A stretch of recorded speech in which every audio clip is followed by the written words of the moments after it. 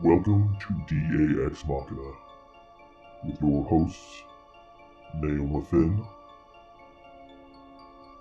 Steve Wildman Munrotis, and D.A. Roberts. Join us as we explore writing, books, authors, and all things horror. We will delve into the sightings, reports, encounters, and tales of monsters. We will also explore the writings of D.A. Roberts along with others in the horror genre. We will investigate the possibilities that monsters may not be safely locked away in the pages of books. They might just walk among us even now. Grab some popcorn and lock the doors. It's going to be a creepy journey. Welcome to DAX Machina.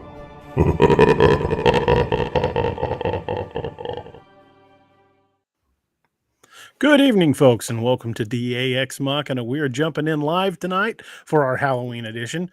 We also jumped in a little bit early just to kind of be the trick for the trick-or-treat. Joining me tonight is the incredible Naoma Finn. Steve won't be joining us tonight. He's still not feeling well. And my son, Noah Roberts, is joining us. He's streaming as Jorgamunder on Twitch. So if you guys like Twitch streamers and cool video games, check him out over at twitch.tv. Naoma, thanks for jumping in. No problem. Love Always the costume. glad to be here. Yeah, I bet nobody guesses what I am. We'll let them guess. Well, we're already getting a few folks in the chat room. Yeah. We surprised them, but here they are. Yeah, they surprised us. We're an hour early, but here we are. Hey man, I'm right on time. That's the way it works. That's the way you gotta be. Absolutely. A wizard arrives precisely when he means to. Exactly. I have no memory of this place. Mm-hmm. That's my kind of wizard. I have no I don't memory know. of this place. What does everyone's chat think I should make myself for a drink for this stream? Well, I don't know about you, but I bought I got Kerry Davis involved, and he talked me into it. So I bought a bottle of that Bullet bourbon that he was drinking. I forgot Speaking to of make Kerry, you I need to send in the link. An old fashioned. Yeah, I forgot to do that before we started stream. That's all right. I can drink it straight. As your great grandfather used to say, although you never got to meet the man, you drink your whiskey the way you drink your coffee, straight up the way God intended it. Personally, I like my cream and sugar with just a touch of coffee. So there you go. Well, I didn't make any coffee tonight, so I've got some green tea. I've got enough whiskey to get me good and for schnickered, and here we are. Your chat's saying whiskey. Yet, so. You're saying whiskey with an EY, though. I mean, I have some Irish. All right, give me some. I do too. I've got some Bushmills Irish. I've got some Sexton. Let's go. This stuff's so good. I love this. It up. Yeah. And for those of you who are wondering, yes, my son is over 21. And I'm not an alcoholic, I promise. And otherwise, I would have suggested Kool-Aid. Yeah, he's almost 23. I got about half a year. Yeah, well, you're on your way to 23, so we're good and legal.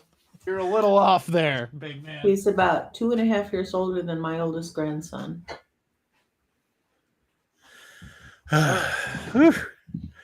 Werewolf 5674 says, I like coffee black like my soul.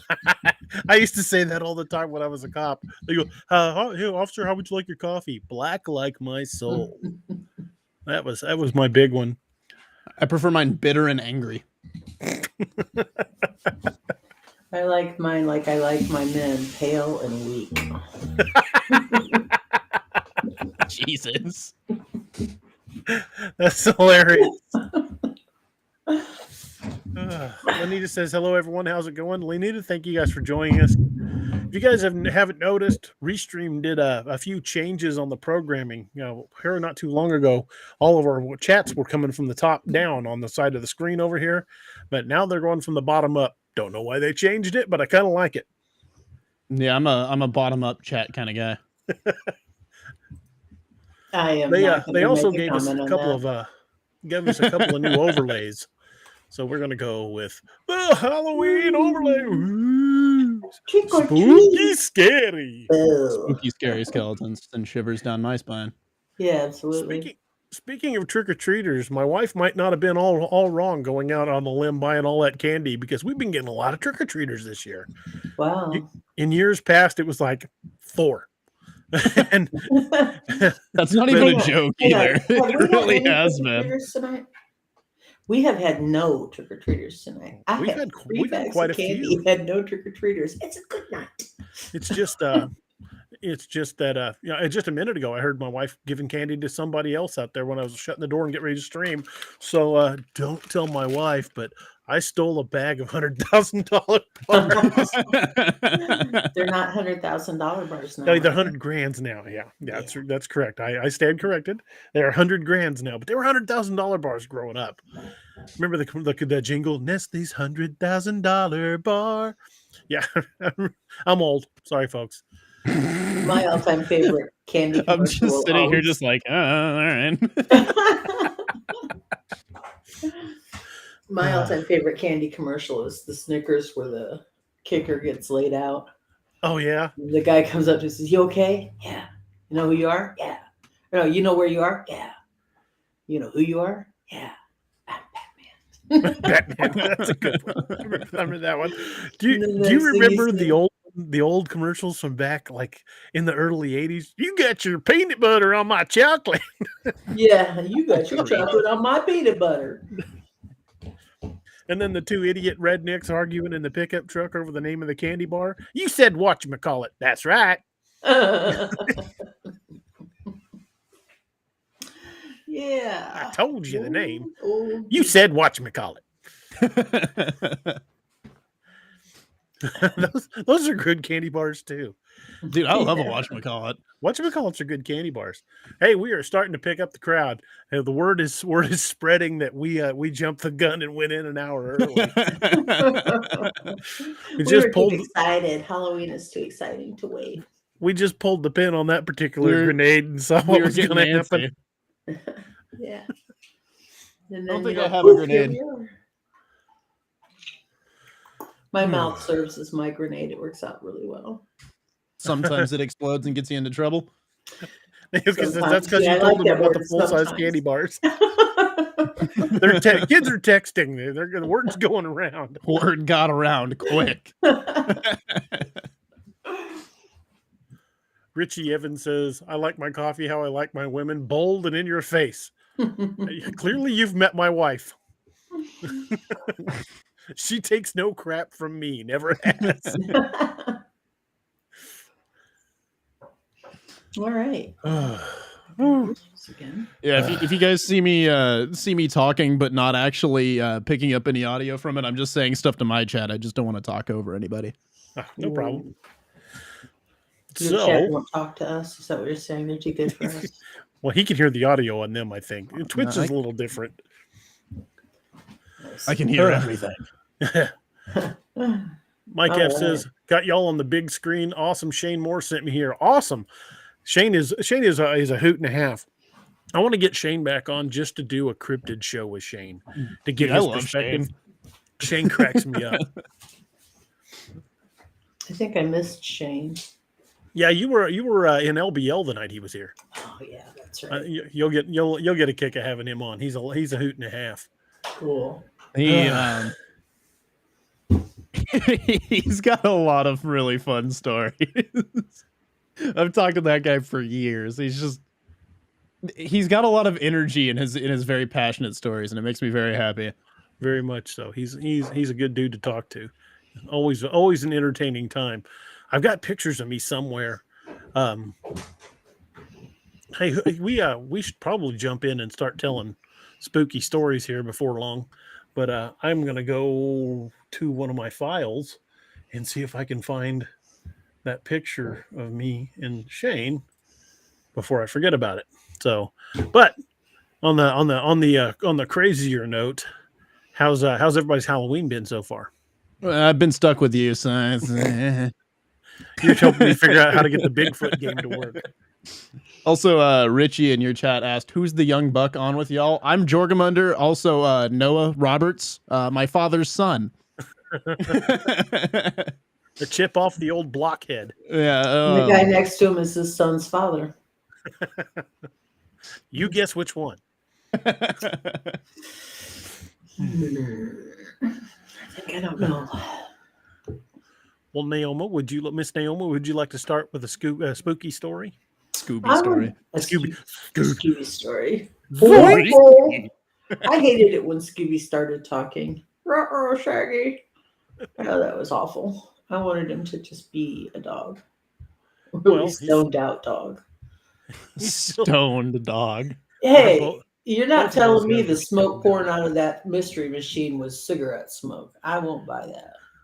You know what I just realized it is that I'm missing? It is my glasses. Dude, no, Oh. Fred was a chain smoker. He was just sitting there kicking back Marlboro Reds like they were candy. Why do you think he wore an ascot? Because he was an asshole, that's why. To hide the hickeys. To hide the hickeys.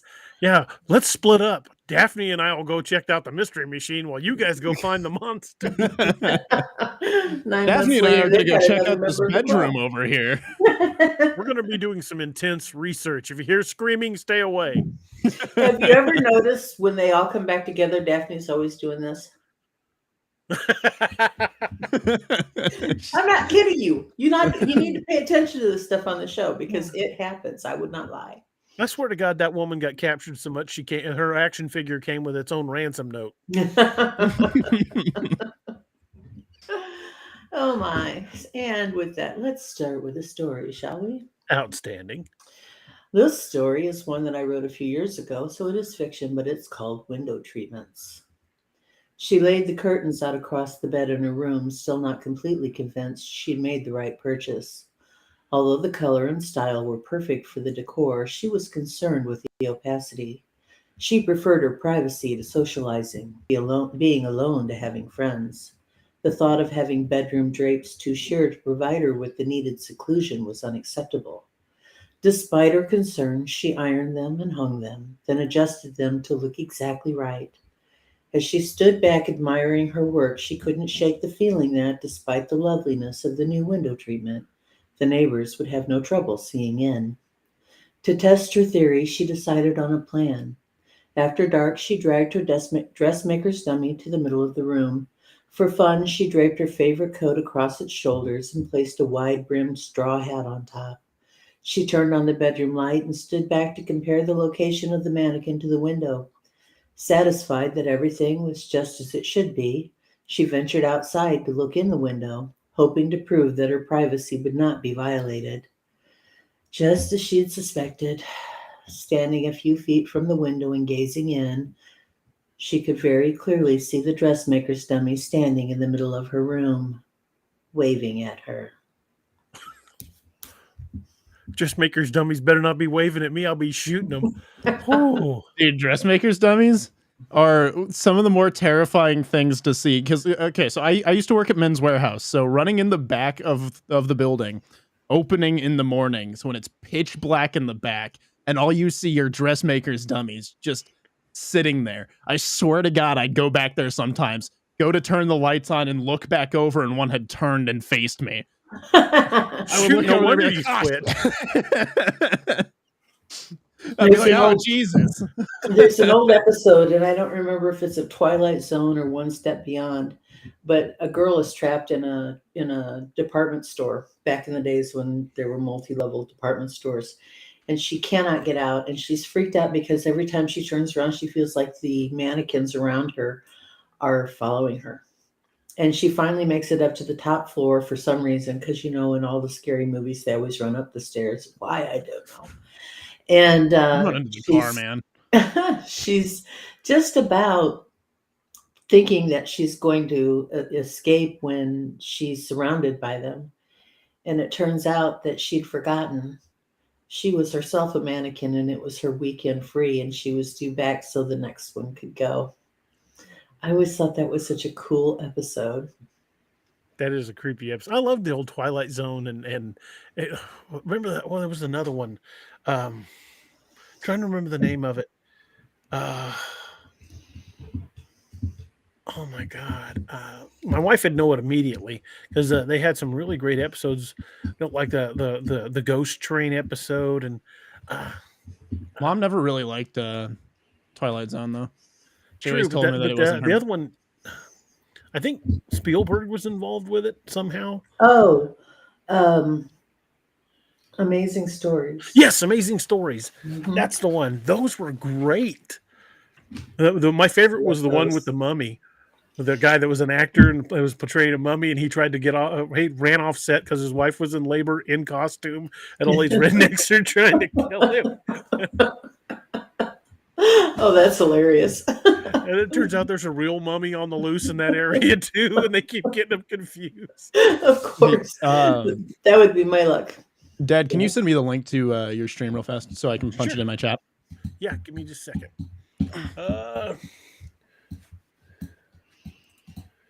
If anybody wants to check it out,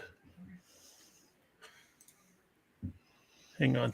Yeah, you can just put it in the private chat and restream, and I'll move it over. Okay, give me just a second.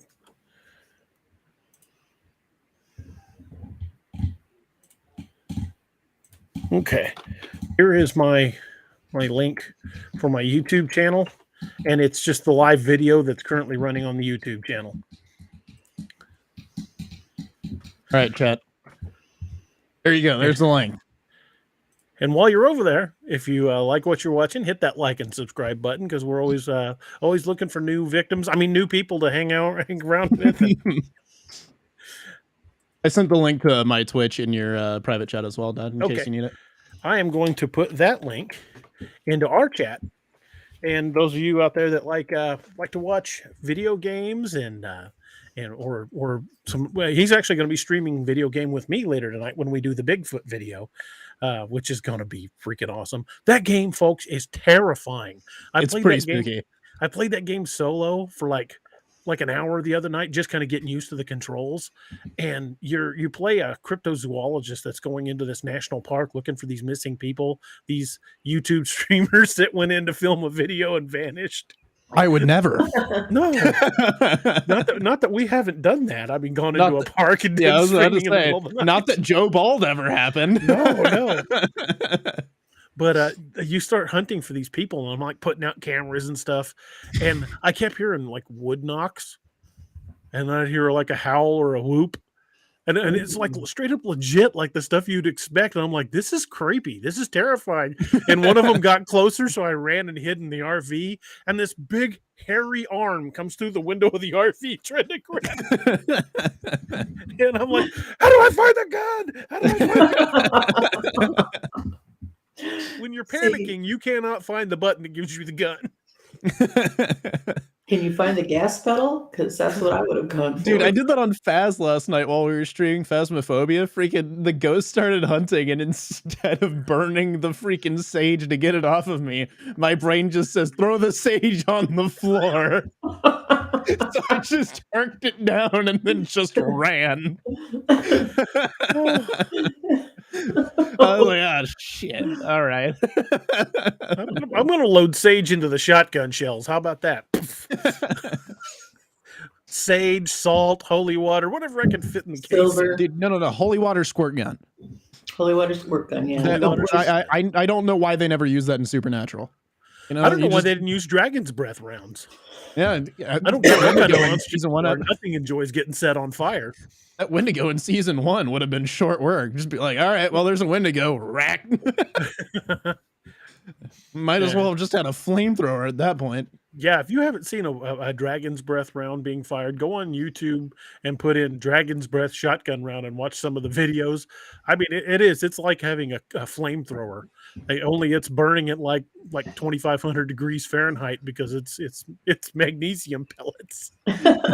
Someone in my chat says your brain said F this leaf gonna do against a demon.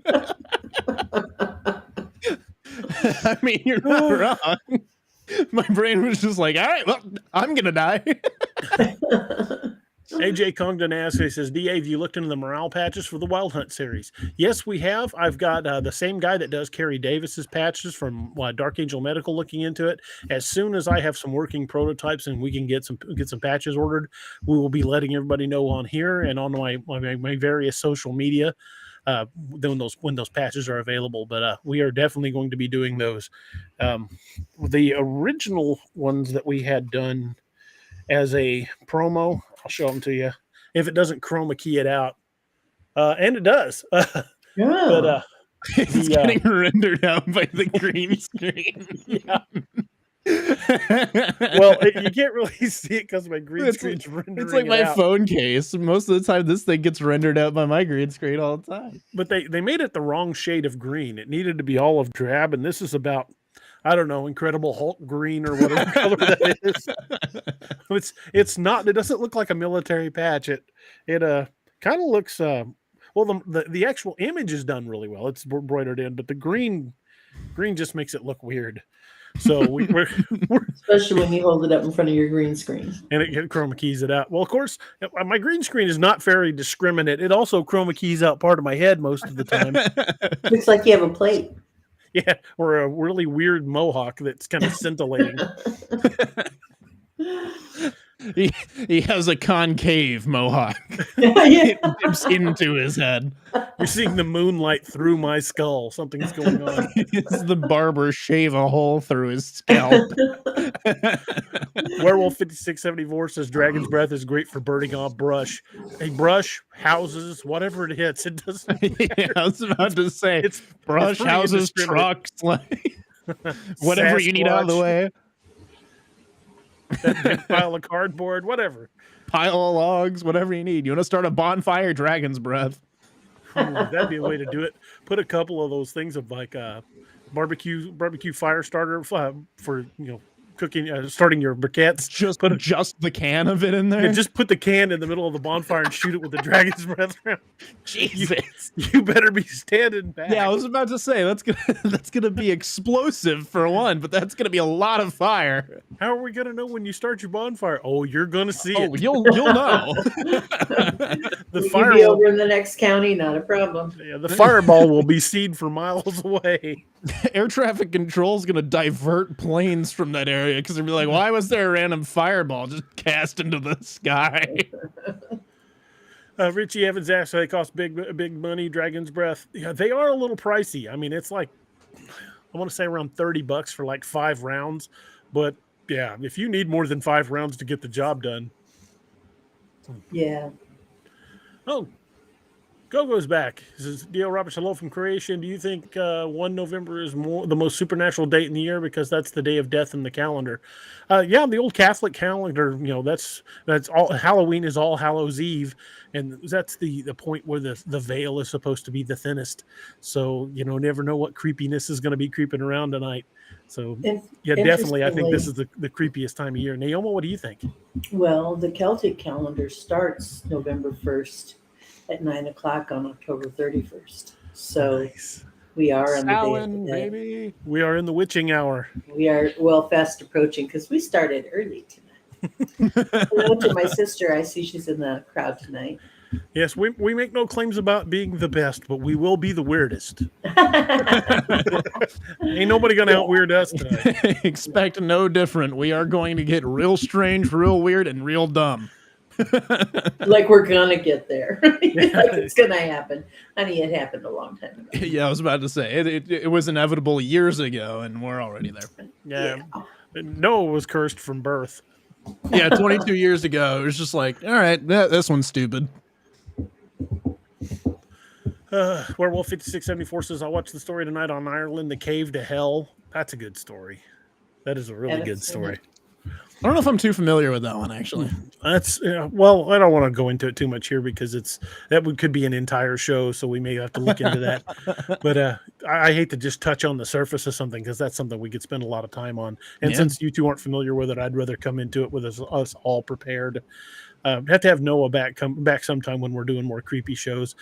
Speaking Anytime of you'll have creepy me. shows, oh yeah, you're always welcome. Speaking of creepy shows, we are going to be doing a show very soon, probably within the next couple of weeks, to announce the new video that Josh Jones over at All Tower Media has put together for the Joe Bald incident. He plays the original video, does the slowdowns, the zoom ins. You can see the thing move. You can see it move, and then he's got some of the stills at the end of it. And yeah, the video is awesome.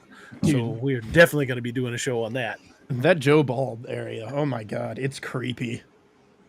Yeah, Like that's what going they down said. there with you that day, like you and Josh, we walked over to that tree to like show the scale of like how tall that thing is next to the tree. And Josh had me hold my arm up in the air. It was a solid 2-3 feet taller than I am. So I was like, holy crap, you know? Gogo wants to know what I think about the Tolkien books. The Tolkien books are fantastic. They're some of my favorites. It's what got me into fantasy. I've got multiple copies of them around the house.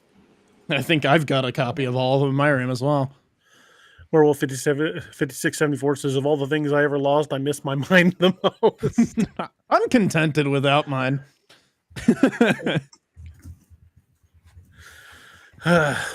Sorry, Noah? I got interrupted. I had to answer a quick question. Oh, no problem. Noah, do you want to tell a creepy story? I know you've got some. Oh god. I'll start it off with one from right here in the house. So I'm gonna try to keep mine nonfiction.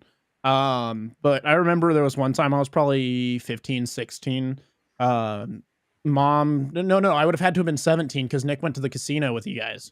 Okay. Mom, Dad, and Nick went out to the casino just I guess let off some steam, and I was 17, so I couldn't go. So I'm here alone just playing some games with my friends. Excuse me, sorry. I'm here alone playing some games with my friends, and I've got the dogs. I think it was both the dogs. It may have just been Xander at the time. Yeah, it was before Xander passed away. No, we had Harley at Harley that then. point. Okay, Harley was still pretty young. So I'm sitting. Yeah. Because Harley wouldn't leave me alone. He kept playing underneath me. But I'm sitting there just kind of playing a game, minding my business with my friends, and I hear. So you guys, I'm sure you guys are very familiar with the sound and feeling of a wooden chair sliding across the floor, like someone moving a chair. I'm sitting in what's now Dad's office playing a game, and I hear that, right? I hear wooden chair slide, and I'm like, I'm here alone. What is that? So I grab the Glock and I start going through the house. I'm like, what is going on? Go into the kitchen. Not only is the light on, but one of the chairs is sitting in the middle of the room, literally the exact middle of the room. And I'm like, what the hell? So I finish clearing the house, make sure there's nobody in there, not a soul in sight, you know? So I go back in the kitchen, move the chair, turn the light off, go back into Dad's bedroom, or go back into the writing room. And so I'm just sitting there and just like, that was freaky, you know? But, you know, maybe it's just my mind playing tricks on me. We'll just go back to the video games, pretend like nothing happened, right? About 10, 15 minutes later, I hear it again. And so I just stand up, walk over there. The light's not on in the kitchen, but I reach over, turn the light on, chair's back in the middle of the floor. And so I just shut the light off, go in the bedroom, get the dogs in there, shut the door, and just spent the night in there.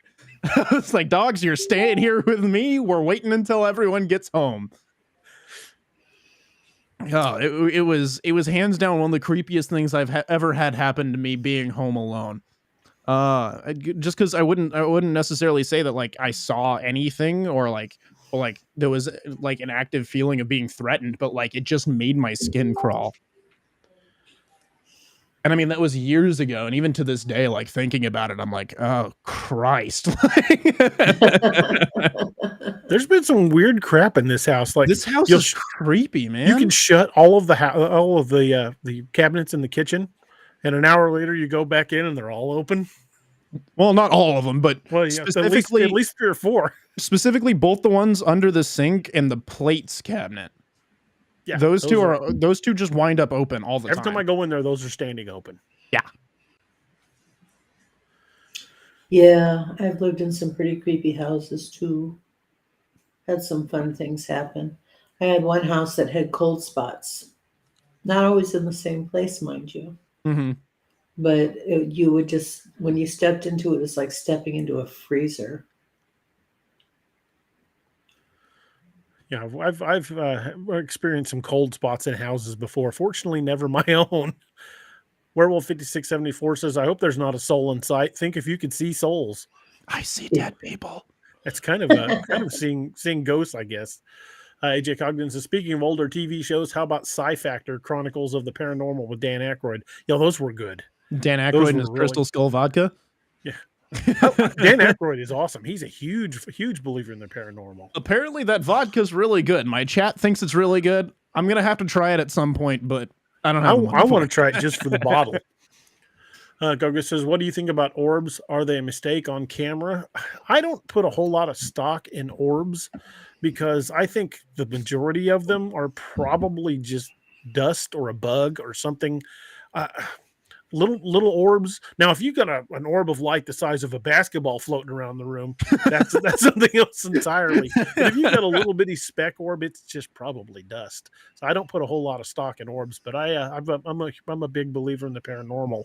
I definitely believe that there are things out there. I just don't really. I'm not really convinced by orbs. I had my brother owned a very old building that had once been a watch factory, and he used it for his business, and it was really a cool. It was called the Cotton Mill Building, although it was once a watch factory. I don't know why it became known as the Cotton Mill Building, but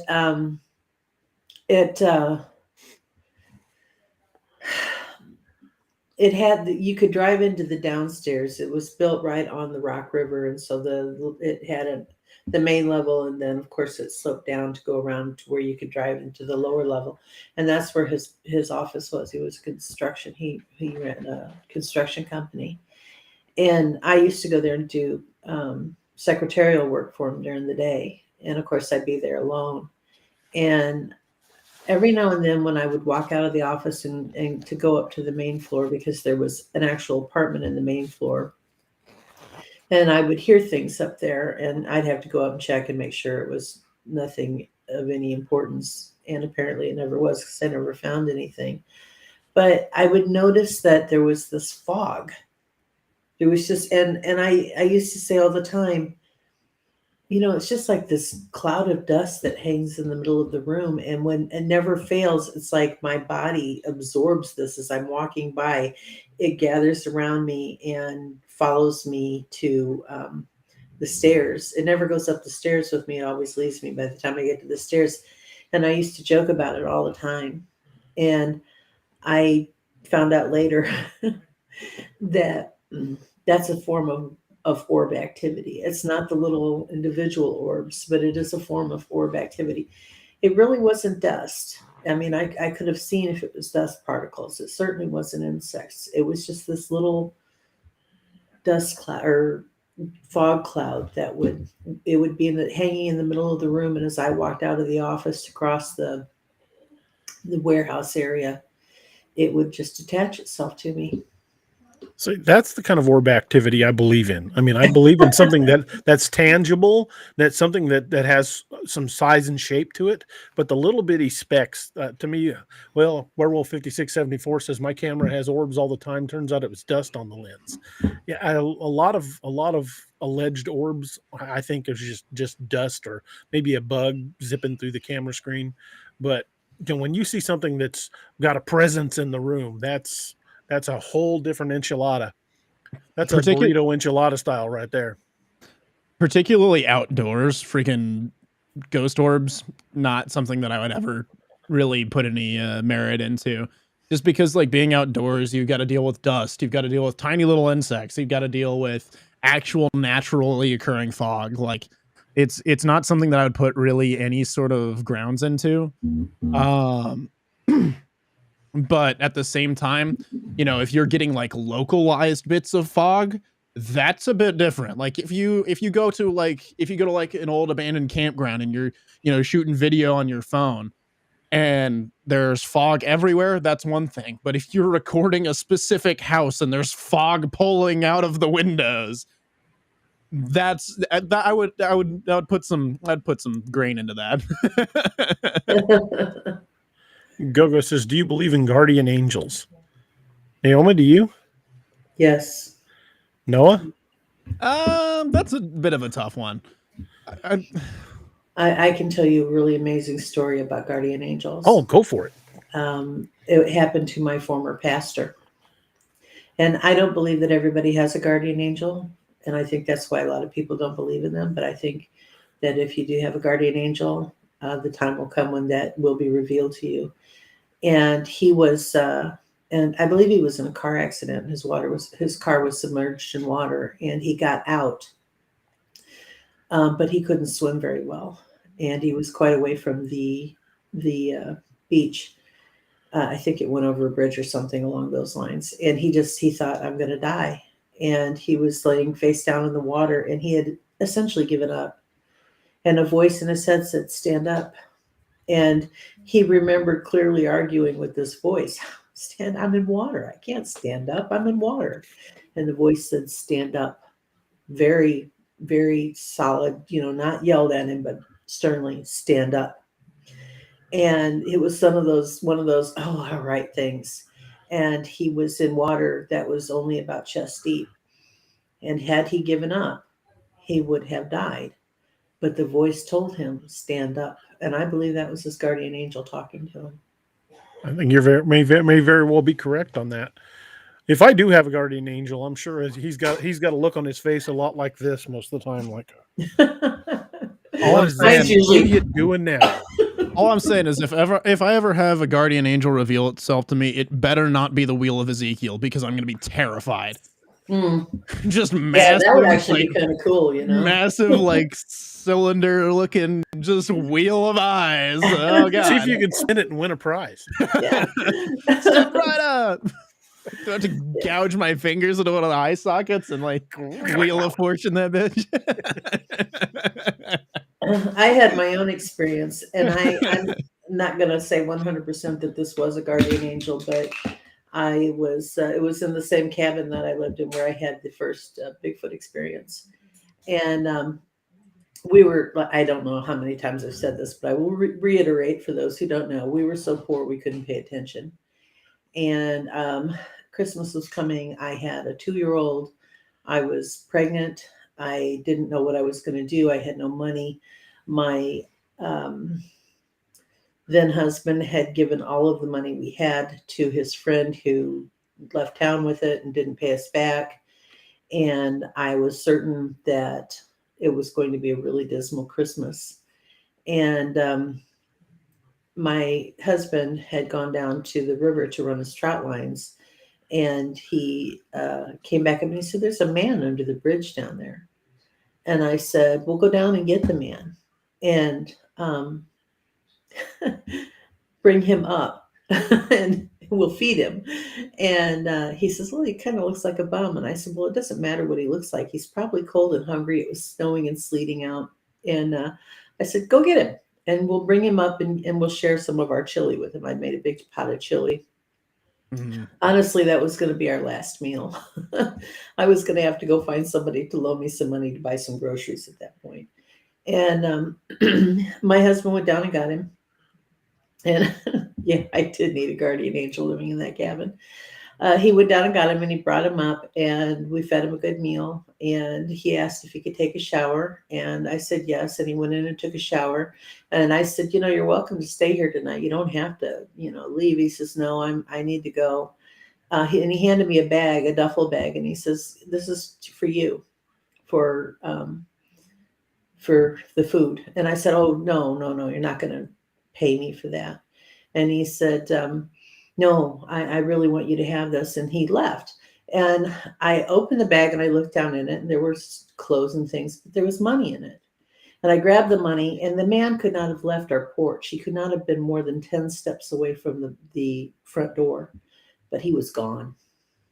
He was not in the yard. He was not in the, I went up, we lived close to the interstate and I ran up there and he wasn't up on the interstate. He wasn't down on the river. He was just gone.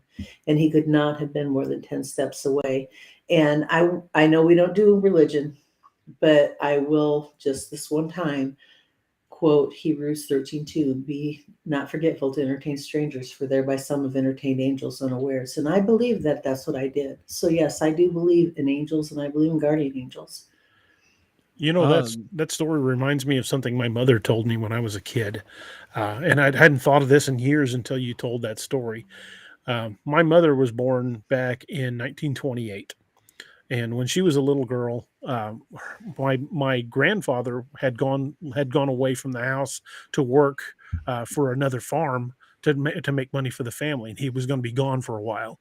And it was my grandmother and my mother and her siblings were there alone, and my mother was still pretty young. This would have been, I think she was 5 or 6, but I remember hearing my grandmother tell this story. Um, it was one winter night like that. It was very cold, and they heard a knock on the door. And there was a guy at the door. He was just dressed in shabby clothes. Said he had a long unkempt beard, long hair, and he said, "Ma'am, I don't want to bother you, but would you happen to have something I could eat?" And he says, "I'll work for it, whatever you need." And she goes, "Well, we are running low on firewood. If you would like to bring up some firewood, I'll make you something, but I can't invite you in the house because I've got my kids in here, but you can sit right here on the porch and I'll make sure you got plenty to eat and get you some hot coffee." So she prepared something, and it just wasn't much. It was just like what they had left, and some bread and I think some fried chicken and a pot of coffee. And the guy sat on there on the porch and ate that. And she said when she went out to check on him, like half an hour, 45 minutes later, the dishes were there with the napkin, with the linen napkin she'd give him to wipe his mouth with. And the food was still, the plates were still there. He'd eaten all the food, and it'd only been like 45 minutes. So she goes out to look for the guy, and she can't find him. Goes around the side of the house. The wood box is now full, and this would have taken hours to do. So she walks out to the end of the road, and she sees the guy about half a mile down the gravel road walking, and she calls to him to thank him. He turns and waves at her, turns back, and vanishes. Wow. So my grandma said until she passed away, she believed she fed an angel that night. There's a couple of bits I want to touch on with that. One, I love fried chicken. You can pay me in fried chicken anytime. Two, there's actually a lot of like cultural belief into that. Not just like guardian angels, not just like, you know, what if God was one of us, that sort of thing. But there's actually a lot of culture. Native Americans, how the Vikings had a degree of that. Japanese. The Valkyries were very much right, very much like angels. I mean, there's even like African folklore that's like, if you have someone like knock on your door or like you find someone in need, there's a lot of different like superstitions to where sometimes it's someone from a separate ethereal plane, like posing as someone who needs help. And so like in offering them your help, they give you a sort of boon in return. So in Japanese folklore, like a lot of the time it's usually like an older woman. Russian folklore, the same. The Vikings believed it would have been like a disheveled man. Oftentimes in Viking folklore, it was someone who wasn't like you, someone who was very vastly different. So in offering them your help, you're effectively offering them like, hey, I know we don't see eye to eye, but like you're always welcome at my table. So and that's been the culture around it in basically every folklore. I think that's why the law of hospitality was created, because you were expected to, if somebody came to your door, you were expected to treat them as an honored guest until they left. I agree.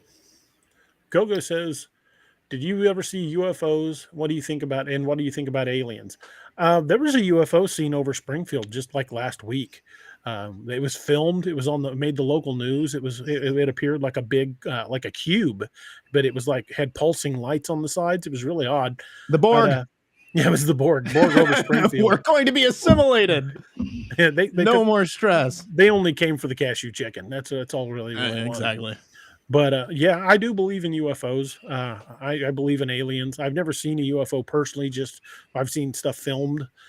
But I think if there's intelligent life in the universe and they're capable of crossing vast interstellar distances, they probably lock their doors and keep their windows rolled up when they cruise past Earth, because we're probably the Arkansas of the universe. Dude, Ouch. I've seen some pretty unexplainable things in the air. I mean, a lot of the time you can just, be pragmatic and be like, oh, well, it's probably just, a helicopter or this or that, But I don't know if, I mean, I know, Dad, you're the one who showed it to me, but I don't know if anyone's seen the Phoenix Lights footage. That's fantastic. It's fantastic footage, and there's absolutely no explaining what that was. There's no very similar. There's very similar footage over Mexico City too. Yeah, the Phoenix Lights footage is the government's tried to say, oh, it was weather balloons or it was this, it was that. It's like, one, they can't get their story straight on what it is, and two, like, that's not any sort of like aircraft that we've had even today. Like, sure, we could do that with an F-35, but we would have to strap some serious light equipment to it.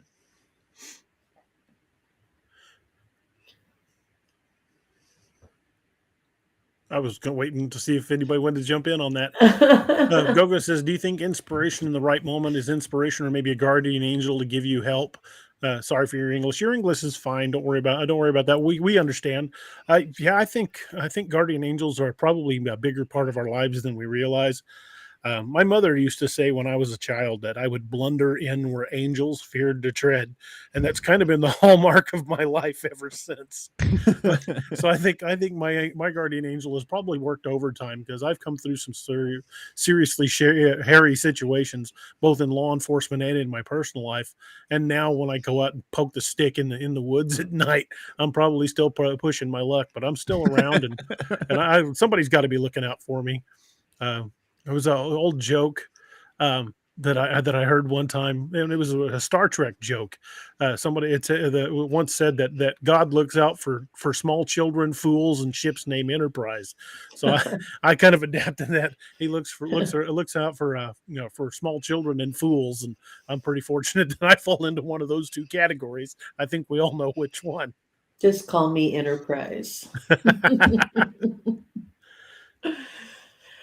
So you got a good story for us, DA? I think I might just have one. I very well think I might. That is kind of why we're here. Yes, it is. I've had so many weird things happen in my life. I don't know if I should draw on some of the things I've written for fiction, or draw on some of the things that have actually happened to me. Last night I was talking about the weird stuff in Little Hardy, Arkansas. So I read some of the stuff on that earlier today, and that is a creepy little town. And we've definitely got to go visit Hardy, Arkansas. I mean, that whole town is just freaking creepy. Yeah. In fact, at one point, there was a little store, and if you guys are familiar with the Stephen King book, there was a little store, like a little knickknack store in town, called Needful Things.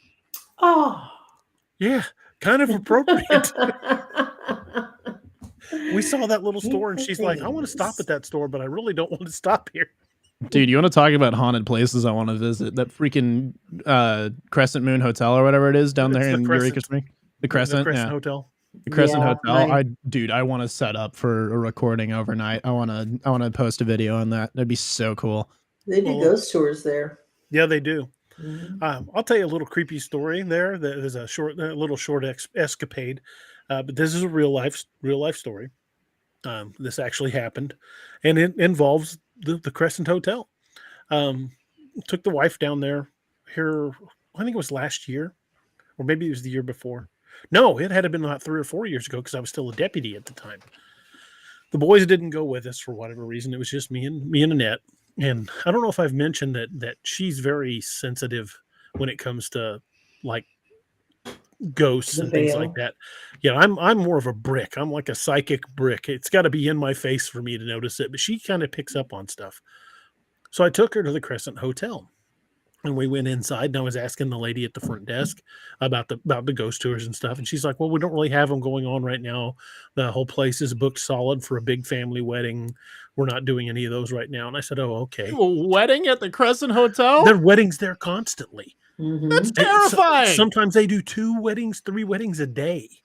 Oh, I actually Jesus. tried to arrange when I was engaged and it didn't work out. I tried to arrange to have my wedding there, but they were booked. It's a beautiful setting. I mean, Not me, the hotel man. is just absolutely gorgeous. Well, she looks down, and the lady I was talking to at the front desk, she looked down, and my badge was clipped to my belt, but I had my gun hidden under my shirt. She just saw my badge. She goes, "Are you a cop?" I said, "Yes, ma'am. I'm a deputy sheriff out of Greene County, Missouri." And she goes, "Oh, well, then you don't need a ghost tour. You guys can just go walk around. You're not going to steal anything." And I'm like, "Really?" She goes, "Sweet, my opportunity to steal." I'm like, "Yeah, we're robbing the place blind." No, she goes, "You just any of the areas that are roped off for the wedding, don't go in those, and don't knock on any of the doors and ask to see the rooms." She says, "If any of the rooms are open, like if they're in there cleaning, you guys are welcome to look around, but don't knock on any of the doors." And she told us which hallway to avoid, and then she told us which rooms to specifically go near to see if we could hear anything. So we just got to wander the hotel we were wandering around for probably an hour or two, and we went to one of the rooms that the front desk lady had said was one of the more haunted rooms. And we walked up there, and Annette said the closer she got, the more she felt like she had electricity dancing along her skin. And when we got up to the door, she touched the door, and it shocked her. And Wow. she was done. She was ready to leave. We went down to the basement and everything before we went up to that room, and we really got a real cool look around the hotel. And since then, I've tried to get her to spend the night in the hotel, and she won't do it. She says, "I will not spend the night in that hotel. It's not happening." It's okay. I'll get the guys together. We'll go down there. Well, good luck booking a room. They're booked out like 6-8 months in advance. Jesus. I love that place, though. I think It is beautiful. Mm-hmm. And the view up there is just fantastic. I love how Eureka Springs is built into the side of the mountain there. It's really neat to put somebody was high when they designed the streets. Yeah. They're so narrow. Oh my God. Yeah, if you meet another car, you better hope to God you both take a deep breath and suck it in, because you're gonna scrape mirrors, or most of the time you gotta like pull over to the side as far as you can to let them get past before you go through. And people park along these sides of these narrow roads.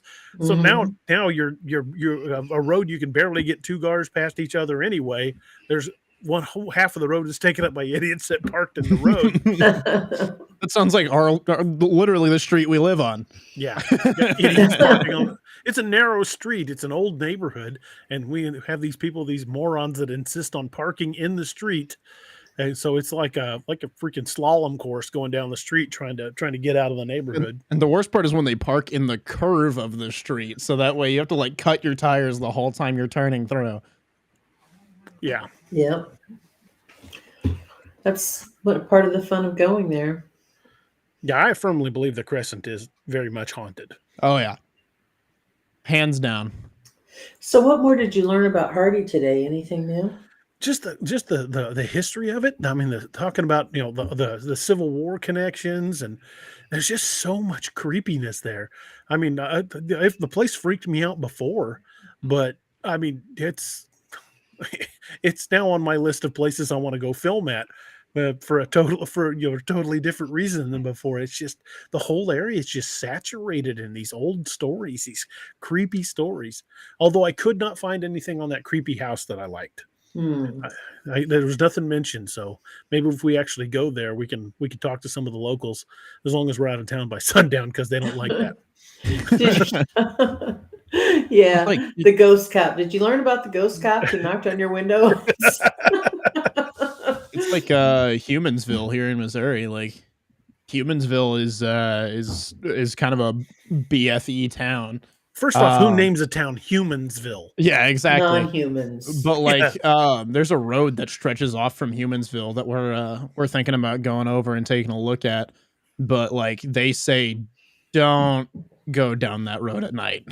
Like they're like, don't pick up hitchhikers on that road. Don't go down that road at night. Like so naturally, I want to go there at night. Yeah. Just don't pick up hitchhikers, please. I don't want to have to deal with it. I'm sure you'll be with me.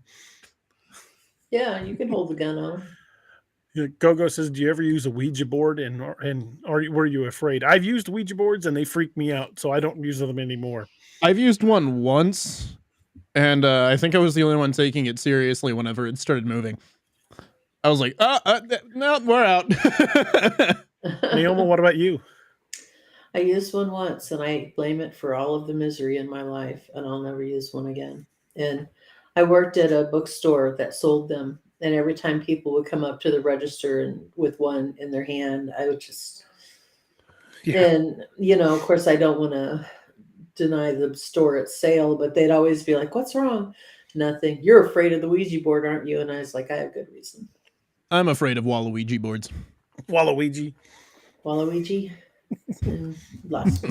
Instead, you ask it a question, it just goes, wah! Damn it. Werewolf 5674 says, "You know how we say Bigfoot can see trail cams?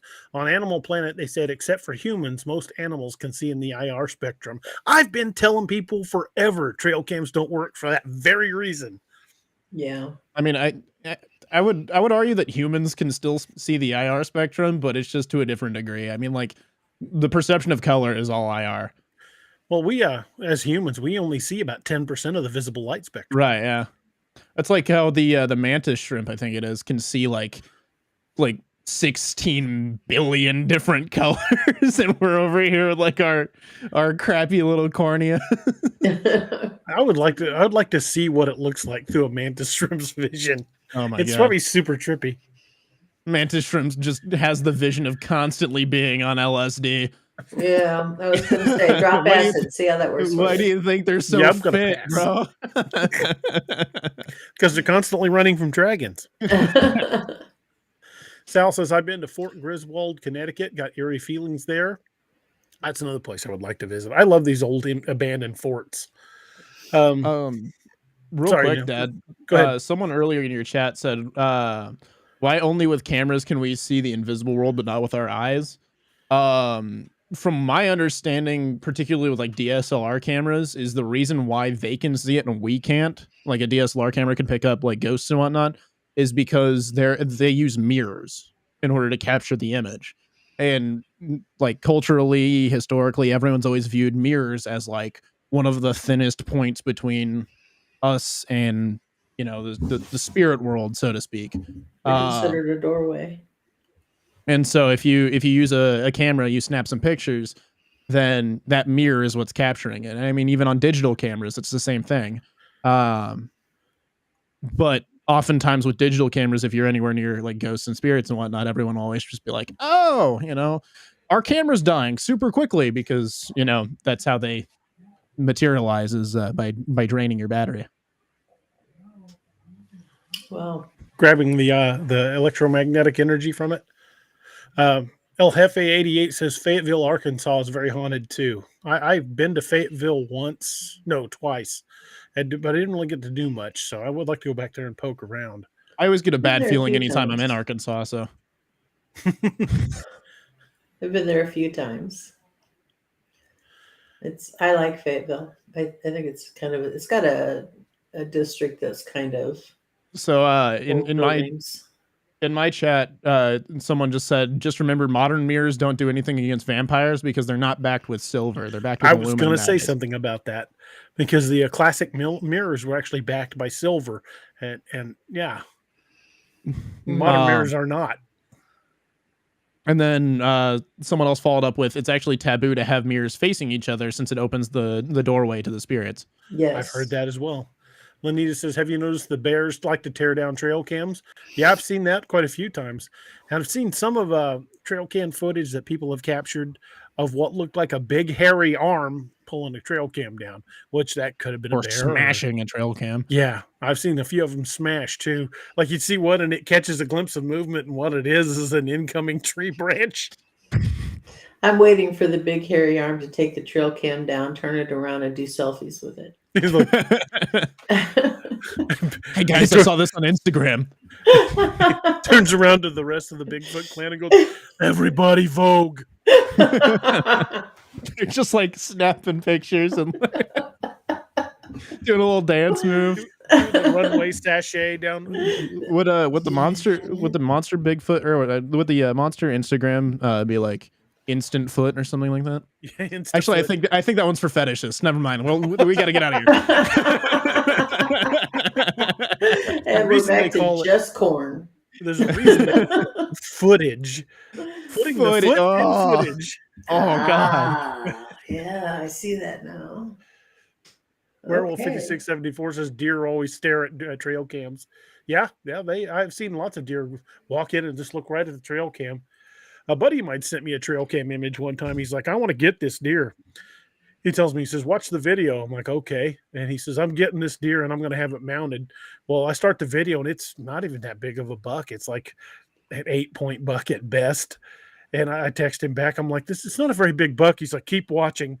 And the deer's like leaning down. You can only see part of its head in the frame. It's eating something. Then all of a sudden it turns and looks directly at the trail cam. And it's got a broadhead arrow stuck in the middle of it. He's, I'm mounting that, baby. That's going on my wall. Dude. That is the epitome of a really bad day. I was waiting for you to say the deer walks into frame and then stands on its hind legs and proceeds to walk. I'm like, Skinwalker!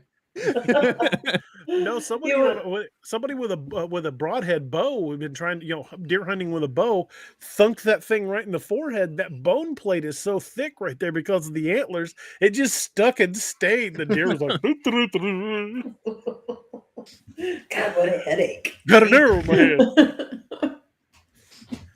Makes me think of the old Steve Martin bit with the fake arrow through his head. Yeah. Someone in my chat says if you put a mirror on the ceiling and one on the floor, you can set up a camera and watch the ghost orbs just go flying.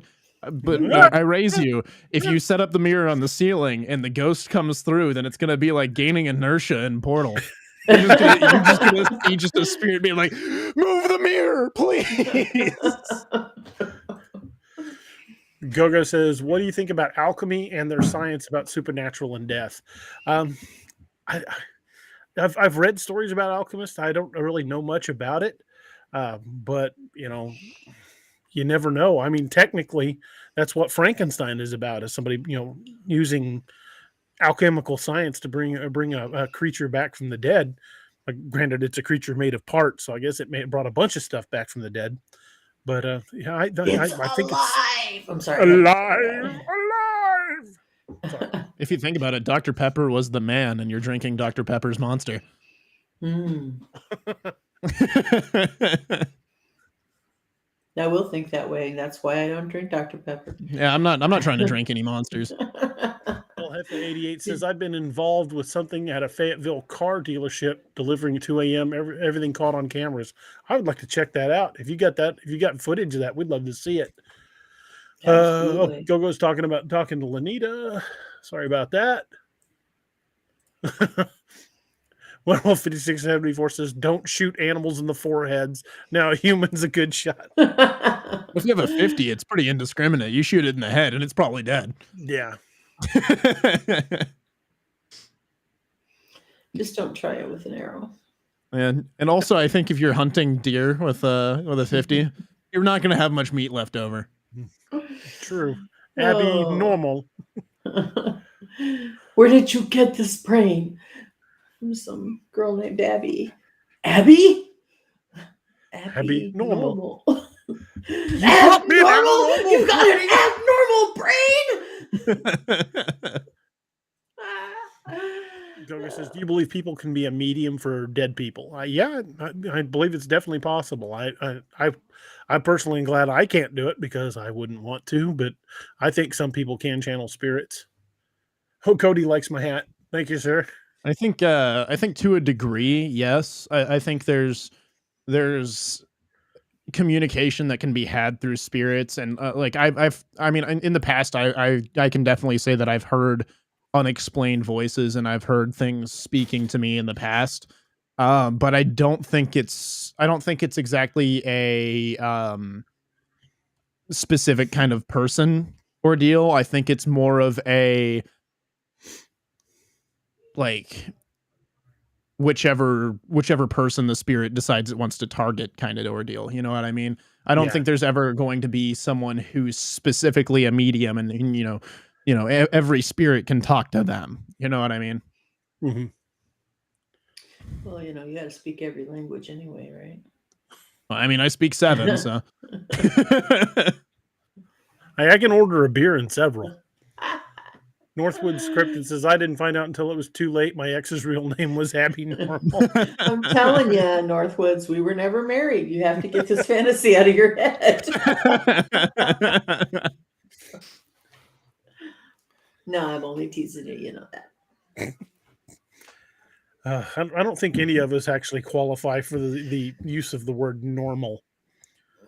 It's a setting on the washing machine. As long as we much. don't qualify for the use of the name Norman.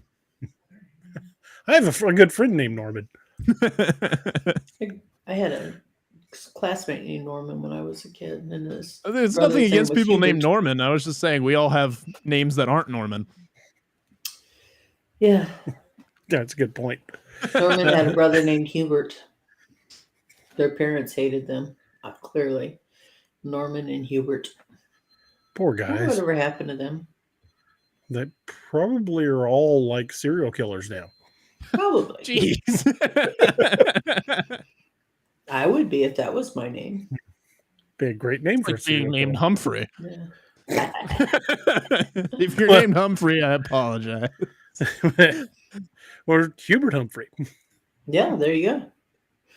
I always thought I had a neighbor whose name was Hungry Clark, and he was actually a minor celebrity in that he was one of the very first Indy 500 race car drivers. Oh, that's cool. And yeah, there's lots of cool things about him, but he was a very old man when I was a kid, and I knew he was called Hungry, and so for a very long time I called Humphrey Bogart Hungry Bogart. I just thought as people mispronouncing the word hungry because there was a guy named Hungry down the street. It made sense to me. That's my way of dealing with logic. Gogo says, do you believe in destiny and some prophecies? I don't know if I don't know about destiny or prophecies. I mean, I'm sure that prophecies there are prophecies that exist that have come true. I mean, you can look at the stuff that Nostradamus predicted, but or Edgar Cayce, although a lot of his did come true, but not a lot of them did not as well. Like finding Atlantis and things like that. Or if we did, the government shut it up, which is very possible. Not that I don't trust the government. But well, the thing about Edgar Cayce that I was so bad about is, he had a sickness that made him sometimes appear to be dead, and people were so fascinated with his brain that they didn't bother to check if he was sick or dead when they took his brain out. Oh. So he might have been very much alive when they removed his brain. Yeah. I've read similar stories to where people were like still alive, but like because of like an illness or something like that, they weren't awake and they weren't conscious, and like they couldn't do anything to stop anyone, and they woke up mid-autopsy. Yeah. I dated a guy, and this is typical of me, who was a mountain biker and failed to make the turn and was airlifted off the mountain, presumed dead by the time he got to the ambulance, and they just took him to the morgue and popped him in the old cooler, and a couple of days later he woke up very cold. And he was just glad that they hadn't done the autopsy yet. No kidding. But can you imagine being the morgue attendant and all of a sudden you hear, "Hey, let me out of here! Somebody let me out of here!" When I was a kid, we lived in New Mexico for about almost 10 years. We after we sold the farm that I lived on outside of Lebanon, we lived. My mother always loved New Mexico, so we went down. We lived down there until she passed away. Then we moved back, and ironically, lived in the house right next to the farm we used to own. but while we were in New Mexico, God dang, I just completely forgot where I was going with this. I got off on a sidetrack. Let me out of here. What were you saying, prior to that? The guy in the Oh yeah, but Okay. Yeah. the buried alive. There you go. Um, my best friend would live down there. His parents owned the funeral home in town. Well, and I would hang out over there, and I spent the night at his house several times, and really never got a weird feeling, even though we were in the house part behind the funeral home. Well, he had an older sister that I always had a big crush on, but would never say anything because I was I was scared to approach her. I grew out of that later, but I was still pretty young. Well, we decided we were going to scare the crap out of her. Her name was Melissa. And so we went into the storage area where they had the coffins at. And I crawled into one of them and was hiding, was going to scare her. And I'm laying in there, and Michael was underneath it and was going to grab her leg. Well, she comes dipping through there looking for us, and he grabbed her leg, and I went, "Ugh," and started to set up. And she screamed and grabbed the lid and slammed it. Well, those things lock. I didn't know that. Well, it locked. And they couldn't find the key to get me out of it. And so I was in there about an hour and a half until they got a hold of their dad, who was at a funeral in Dalhart, Texas, and had to send someone back with the key to get my dumb ass out of that coffin. Oh my God. Here's a question. Why do they lock? Zombies. No zombies. Not Gotta be the allowing zombies. zombies. Dad, you have a story from the morgue at Cox, don't you? Oh, I've got a few from the morgue at Cox. We were talking about people knocking on the doors in the morgue to get themselves out of the freezer. I mean, Yeah. I'm trying to keep up with the chat. Naomi, if you help me keep an eye on the chat, I've been missing some questions. Okay. But Kerry Davis says he's going to be joining us shortly. He wasn't home yet, so he said I ain't abandoning you, bro. I'll be there shortly. Okay. So he'll be here in a little bit. Yeah, I was when I worked security at the hospital. Security protocols for the hospital was that security had to sign out all of the bodies for the mortuaries or anything. So we controlled the security log to make sure that nobody that was not properly vetted and had the right paperwork could just waltz in and pick up a body. So I go down there in the middle of the night one night. It's like 2-3 o'clock in the morning, and inside the cooler, we just rolled the gurneys into the cooler and locked the cooler. Well, inside the cooler were 2 large chain link bays where you could lock a gurney with a body on it for autopsy, that for law enforcement purposes, like to secure chain of evidence in a murder case or something like that, where it could be locked up, verified that it was secured and nobody could get to it, and only we had the key. So it was maintaining chain of custody. So anyway, I go to release a body one night, and it's the only body in the cooler. And the cooler is a good sized room. It's the size of like a studio apartment. It's a good sized room. And then there's those 2 chain link lockable floor to ceiling bays where you can lock the bodies. Well, both of those are standing open. There's no gurneys in them. They're empty. So I pull out the only body, verify the paperwork, and I get ready to help the guy from the mortuary put the body over on the other bed so he can take it on his gurney. I'd shut the door to the cooler, and inside the cooler, I heard one of those chain link doors from the autopsy from the secure bay go bang, bang, bang, bang, bang, like it's slamming against the wall and against the frame, then just back and forth. And I looked at the guy, and he looked at me, and I'm like, what the hell is that? So I go back into the cooler, and I can see one of the doors kind of shaking, and like it's just shutting. It's still shaking. It's obviously been slammed. There's marks on the wall where it's hit, and I'm like searching. I go through the whole room. There's a cabinet in there where they store like jars with like body parts in them. Mm-hmm. I searched the entire room. None of the gurneys have bodies on them. There's no like hanging down sheets where someone could be hiding under a gurney. There's nobody in that room. Nobody. So I'm looking around and watching that chain link door still kind of vibrating, and I'm like, huh. And I walk out and I shut the door, and I'm like, that was freaky. And I look over the mortuary attendant. I look over at the mortuary attendant. I'm like, have you ever had that happen before? And he's like, no. So we grab the body bag, would move the body over to his gurney. He starts to snap it in place because they have to like seatbelt it to the gurney, and they throw a sheet over it. He's snapping it in place, and we hear bang, bang, bang, bang, bang, bang, bang from inside the cooler. And he goes, I don't know about you, but I'm getting the fuck out of here.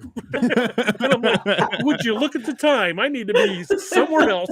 I need to be somewhere that isn't here. Oh, that is hilarious. So I walk him out to the vehicle. He had a minivan. We shoved the body in his minivan, and I beat feet. I didn't go back near the morgue the rest of that night.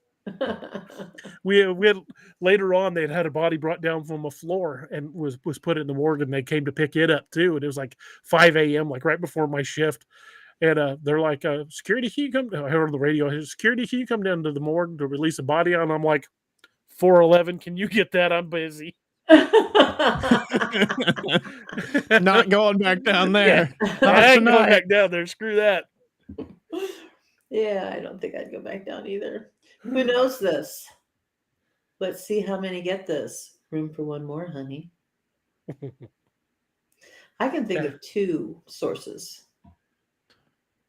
Dude, oh man. Does anybody know where that's from? I didn't hear the part before that. I was talking to my chat. Okay. Room for one more, honey. Do you know where that quote's from? No, I don't know anything. My brain is not here. Well, I remember it from an old we were just talking about it, Rod Serling. What is the name of that show? That one step, Twilight Zone episode. I was like, the only Rod Serling show I know, Twilight Zone. Well, he also did One Step Beyond, but he did Night Gallery. Scary door. But there was an episode of Twilight Zone where a guy kept having nightmares about getting on a plane, and he had to fly somewhere, and as he's going through the process of boarding the plane, getting his ticket, going to the waiting area, all of that, all of these things are happening that were exactly as he remembered in the dream. And the dream always ended with a airline stewardess, a very attractive woman whose face I still remember, opening the door and saying, "Room for one more, honey." And when he got to that point, she opened the door and said, "Room for one more, honey." He freaked out and he was carted off to the insane asylum. But as they were pulling him away, the plane crashed as it was taking off and burned in flames, and everybody died. That's terrifying. Yeah, no, if you get some sort of precognition like that specific, don't do what you were going to do. Yeah. As soon as she said "room for one more, honey," I just remembered I left my passport in my other pants. I'll be back.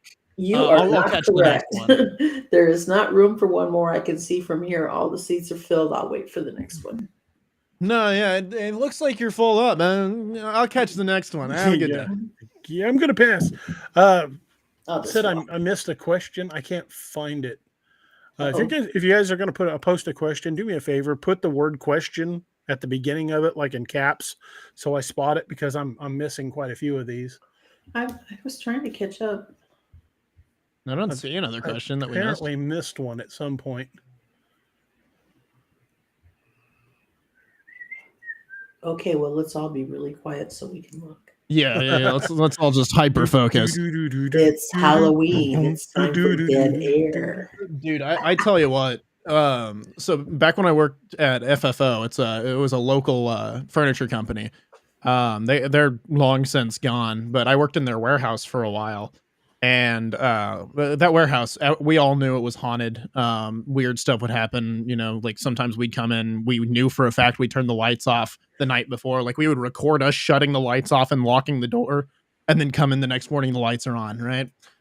Some of the weirder things that would happen is we would be back there, and like me and the other warehouse guy would just be sitting there on our phones, not talking, because we didn't have anything to do, right?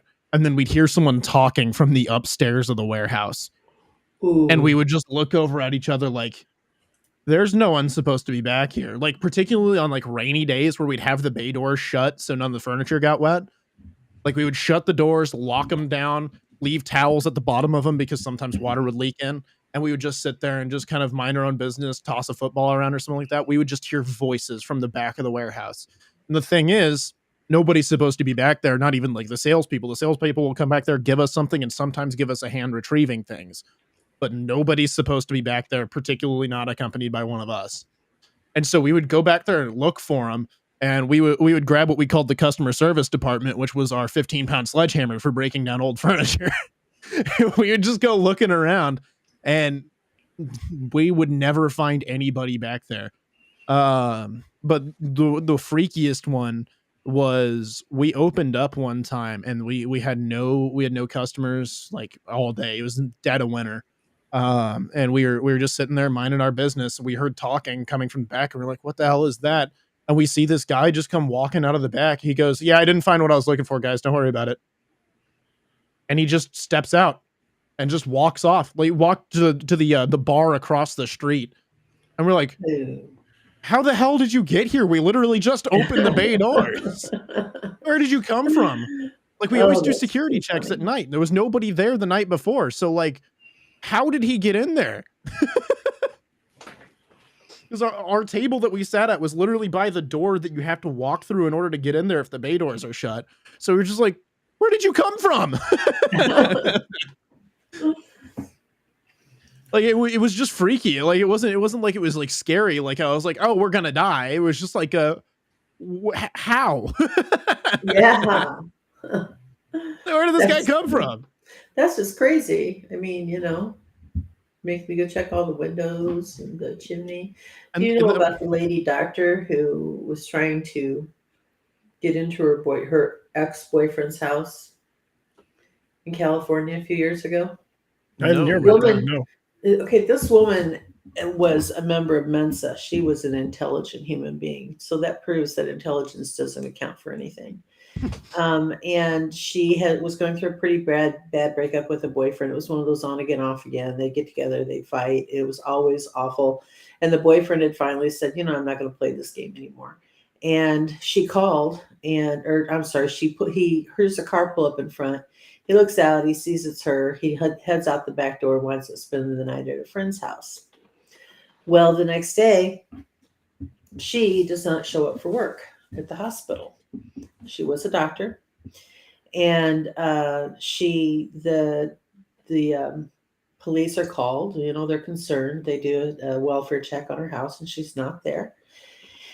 And so they know that she's going through this relationship with this ex, and they call him, and the hospital has called him, and he looks out. He says, "Well, I haven't been back home yet," but he goes back to the house, and sure enough, her car's still sitting in front of his house. So he says, "Well, I'm going to have a good look around because she's obviously here somewhere." And he checked the front door and the back door, and there was no sign of entry. And he had changed all the locks. She couldn't have gotten in unless she broke in. There was no broken windows, nothing like that. So he calls the police and he says, she's not here, but her car is out front. So of course they come and they do the whole inspect the car and everything seems normal. Her purse is in the car, no money stolen. She's just gone. And they finally, an investigation was launched. They never found her. And in the meantime, the guy he traveled for a living, and he had to leave. And he said, I really need to go for my job. Do you mind if I go ahead and go, if I give you all the information before I'm at and everything? And they're like, no, you're not a suspect. Clearly, you've been cooperative. We don't think that you've done anything to her. Plus you have a great alibi. You were with your friends. So go do your thing. The guy's gone for about 3 weeks, and he calls up his friend while he's gone. And he says, can you just check on my house? I'm going to be there a week longer than I expect. And if you could just pop by the house, make sure everything's okay. So the guy goes over. When he opens the door, he is hit with an immediate horrendous odor. And he's going through the house, and it just gets worse and worse and worse. And finally, it's just so bad. He calls up his friend and says, you need to come home. There is something in your house, and it smells horrible. So the guy flies back to his house, and they go in, and sure enough, whatever the smell is, it's nauseating. They can't stay in the house.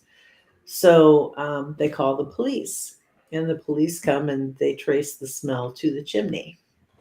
The very intelligent female doctor thought she'd play Santa Claus and climb down the guy's chimney. And she got stuck and died there. Oh. That's horrifying. And that is a true story out in California. Yeah, my body too big to fit in the opening of a chimney. I'm satisfied with that. The worst part was she got wedged, and then every time she would exhale, she would close down a little bit, and she would go a little bit farther and get more wedged until she could no longer inhale, because then she suffocated. So I think that would be a pretty miserable death. That's a pretty nasty way to go. Yeah, I think so. Yeah, that's pretty brutal. Yeah, absolutely brutal. One of the worst things I could think to do is to die of asphyxiation and burning and drowning is asphyxiation. A form of it, anyway. I would say that drowning would probably be my least wanted way to go, only because even asphyxiation, like you're just suffocating. Like if you're drowning, like automatically your brain is going to initiate that panic response. So you're gonna panic up until the moment where you suffocate, and I don't want that. I can't think of a good way to go. Yeah, no, well, I can. I want it to be a total surprise. I want it to be instantaneous, and I do not even want to see the bullet coming. I just want to be like, she just wants it to be a bullet, and then just go over. You know, once you get picked off by a sniper. Like driving down the road on my motorcycle, and somebody strung a fishing wire across the road me instantly. You know, I didn't know it was there, and the next thing I know, my head's rolling down the street, and I'm dead. A buddy of mine, Brian, I don't want to say his last name, he might shoot me, but he always says that he wants to go at the ripe old age of 96 at the angered hands of a jealous 21-year-old husband. I don't know that I want to live to be that old, because I had my kids so young and I'd be afraid I'd outlive them. But however I go, if it can't be instant, then it better be worthy of the Darwin Awards. At least be interesting. Yeah, leave a cool obituary. Yeah, I Dustin will not over. slap my hands on a rhinoceros's backside, but Dustin over here in my chat says, I'm probably gonna die as I lived, diabetic. He says it won't be my cause of death, but I'll still be diabetic. There you go. That's a way of looking at it. That made me chuckle a little bit. I want to hear a scary story. Okay. Let me answer Gogo's question real quick before. He says, D.A. Roberts, do you believe every person on planet have destiny, that he must die or be with some person and married with her?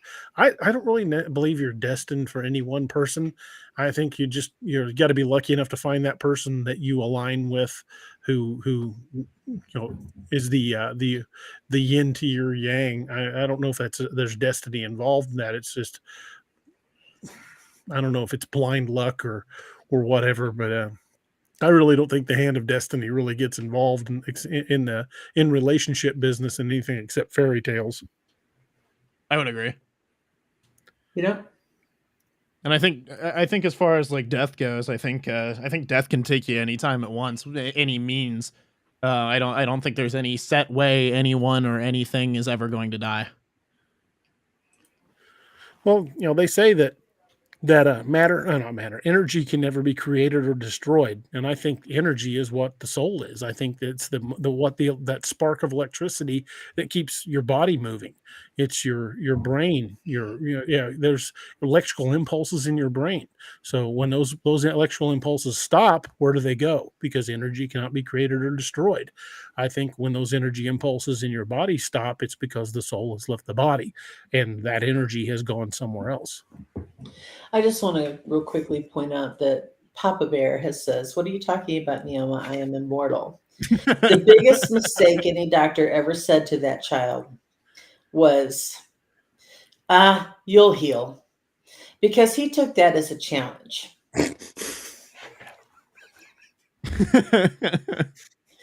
Okay, yeah, I'll do 90 miles an hour on the motorcycle because I'll heal. Okay, I'll jump off that bridge because I'll heal. That was always one of my least favorite things about going through public school here in the States is just freaking every time you get injured, you have the gym coaches or the school nurse are like, just walk it off. It's like, nurse, I can't breathe. Walk it off. You'll be all right. No, as it turns out, I have asthma and I'm slowly dying. Thanks. I have a bone sticking out of my arm. It's not something I can walk off. Okay. Yeah, but I can't walk. My leg won't support weight. I grew up in a family. My father was actually 3 years older than your mom, and my mother was 2 years younger, DA. So I grew up in a family that lived through the Depression. And if there was any way to avoid a doctor bill, you did it. And I mean, you had to be dying to see That's a the way doctor. my mother was. You didn't go to the doctor unless you were dying. Yeah. And they had some really crazy remedies for fixing things too. I learned at a very early age not to tell my grandmother I had an earache. What did they use? Urine. I'm not letting somebody pee in my ear. Just not doing it. Well, she'd pee in a cup. I'm sure there's a fetish for that, but I don't want any part of it. I'm not here for that. Nah. Yeah, I learned at a very early age. You just don't tell Mama you got an earache. I'm not looking for some chickpeas. She'd put a button in your mouth if you had a wart. A button? Uh-huh. I just got a super chat from Patty. Happy Yay, Halloween. Patty. Happy Halloween, Patty. Thank you. Happy Halloween. Happy Halloween. Oh wait, now Hallows Eve. Now I'm thinking about Ween and Ocean Man. Interestingly, All Saints Day in the Catholic Church was originally May 6th. I didn't know that. I'm not Catholic, so. I'm not either. Dad, Rage in my chat says I'm gonna get one of your Pop's books on payday, and he asked if we have a recommendation. If he's gonna start the series, start with Apex Predator Wolf Moon. It starts from there. I would agree. I haven't read all of it yet, but I've been reading it a few pages at a time here or there. The order of books is right there. Yeah. Rage, you're in Dad's chat right now, aren't you? It's a little difficult to see just because of how small that image is, but. Hello. He says, "Heard that will do." Hello. Hey, Josh and Alton Carver. What's up, fool? That's a terrifying mask. Holy crap. You look like some sort of bird man. It's one of the owl. It's Court of Owls from Batman. Oh, gotcha. Josh, good to see you again. Hey, bud, how you doing? Oh, live and kicking. Always good. Little less sober than I was an hour ago. Always good. Can't imagine why. Josh, too, actually. It might have had something to do with the 3.5 fingers of whiskey that I just had. I blast half a horn. Yet. I've got a bottle of Bullet Bourbon recommended by Carrie Davis and a brand new, as of yet, unused shot glass that I got from alasquatch.com, the Alaskan Sasquatch channel. I mean, I got the full liquor counter in here. By all means. Hey, Roberts, I'm going to need you to say a thing for me. Say, I don't need a gun, I've got a dunk. I don't need a gun, I've got a dunk. That makes me so happy. It's the hat. Well, let me... Oh, God, he's going to get out the tam o'shanter. Yeah! Oh, no. Not the tam o'shanter. I was going to say, that's not a knife. This is a knife. There we go. Yeah. Wait, Dad, do me a favor and take the tam o'shanter and put it on top of the hat you're currently wearing. Well, let me find the tam o'shanter. It's over here somewhere. Naoma, your makeup is awesome. Yeah, but I bet nobody knows what I am. That's hilarious. Are you a victim? You are closer than anybody I would have thought would guess. Wow. That's Josh. I feel like the beauty mark's a giveaway, though. Yeah. Here, this should also be a giveaway. Okay. Nope. Nope. Okay, I got this. All right, I'm getting it. but I'm not. Do you want me to tell you? Yes. Is it, the Bride of Chucky? I am every. I forgot the word. I am so tired, guys. These late nights are killing me. I am every victim of every vampire in every crappy Italian horror movie made between 1963 and 1975. I am the I wasn't second too female far. lead. Yeah, Spaghetti the one that vampires. always dies and comes back to Spaghetti get help with the. We've all heard of the spaghetti westerns. It's spaghetti vampires. Oh, vampire, you gonna suck my American- blood? No, I want your marinara sauce. American vampires sparkle. We cook. My We question love is- garlic. My question is how is it that the female vampires struggle as much as they do? I feel like there's a lot of access to a lot of blood in certain ranges. And wow. What? Wow. What? So, moving That on. took a turn for the Want a gross. tampon for your teacup, buddy? I mean, it's one option. Wait, hold on. They're called vampons. Oh, my Oh, bad. there you Vampire. go. Yeah. Egg rolls for I can show you vampires. guys the rest of my Oh, costume, but don't make fun oh, of me. Dad, Wow. that's disgusting. I'm glad that I opened that door. I'm not even ashamed of it. I don't care. Well, we know you're never ashamed. Exactly. I was tragically born without that or a sense of humor. Oh yeah, Lily Munster, my grease streak. I'm so proud of that. I've had it since I was 17. Really? Prematurely great at 17. Of course, this stuff all on the sides has been in the last few years, but I used to not be proud of it at all. I used to try to get rid of it. But Oh man. Wasn't that Dracula dead and loving it? That was with Leslie Nielsen. That Yeah. was Leslie Nielsen. Yeah, well, that was the question that was asked by Northwoods Cryptid. This one's going right over my head.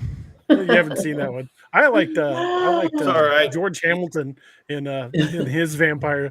Children of the night, shut up. that's the best.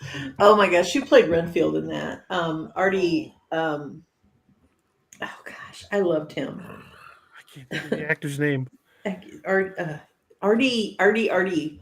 Artie something. Yeah. Yes. Artie A. Arterson. I love that we just all keep saying Artie. Artie R squared. And that's going to fix the problem. RDRR. Wow. I'm completely lost here. I'm just gonna let y'all keep Artie in your way. That's out all of right. here. You got. Somebody gotta throw have up one foot in the IMDb boomer. and see if we can find it. By the way, guys, to get into the show, We got tonight, a you must tell boomer! us a scary story. Who goes first? Who just shouted, "We got a boomer"? That was my soundboard.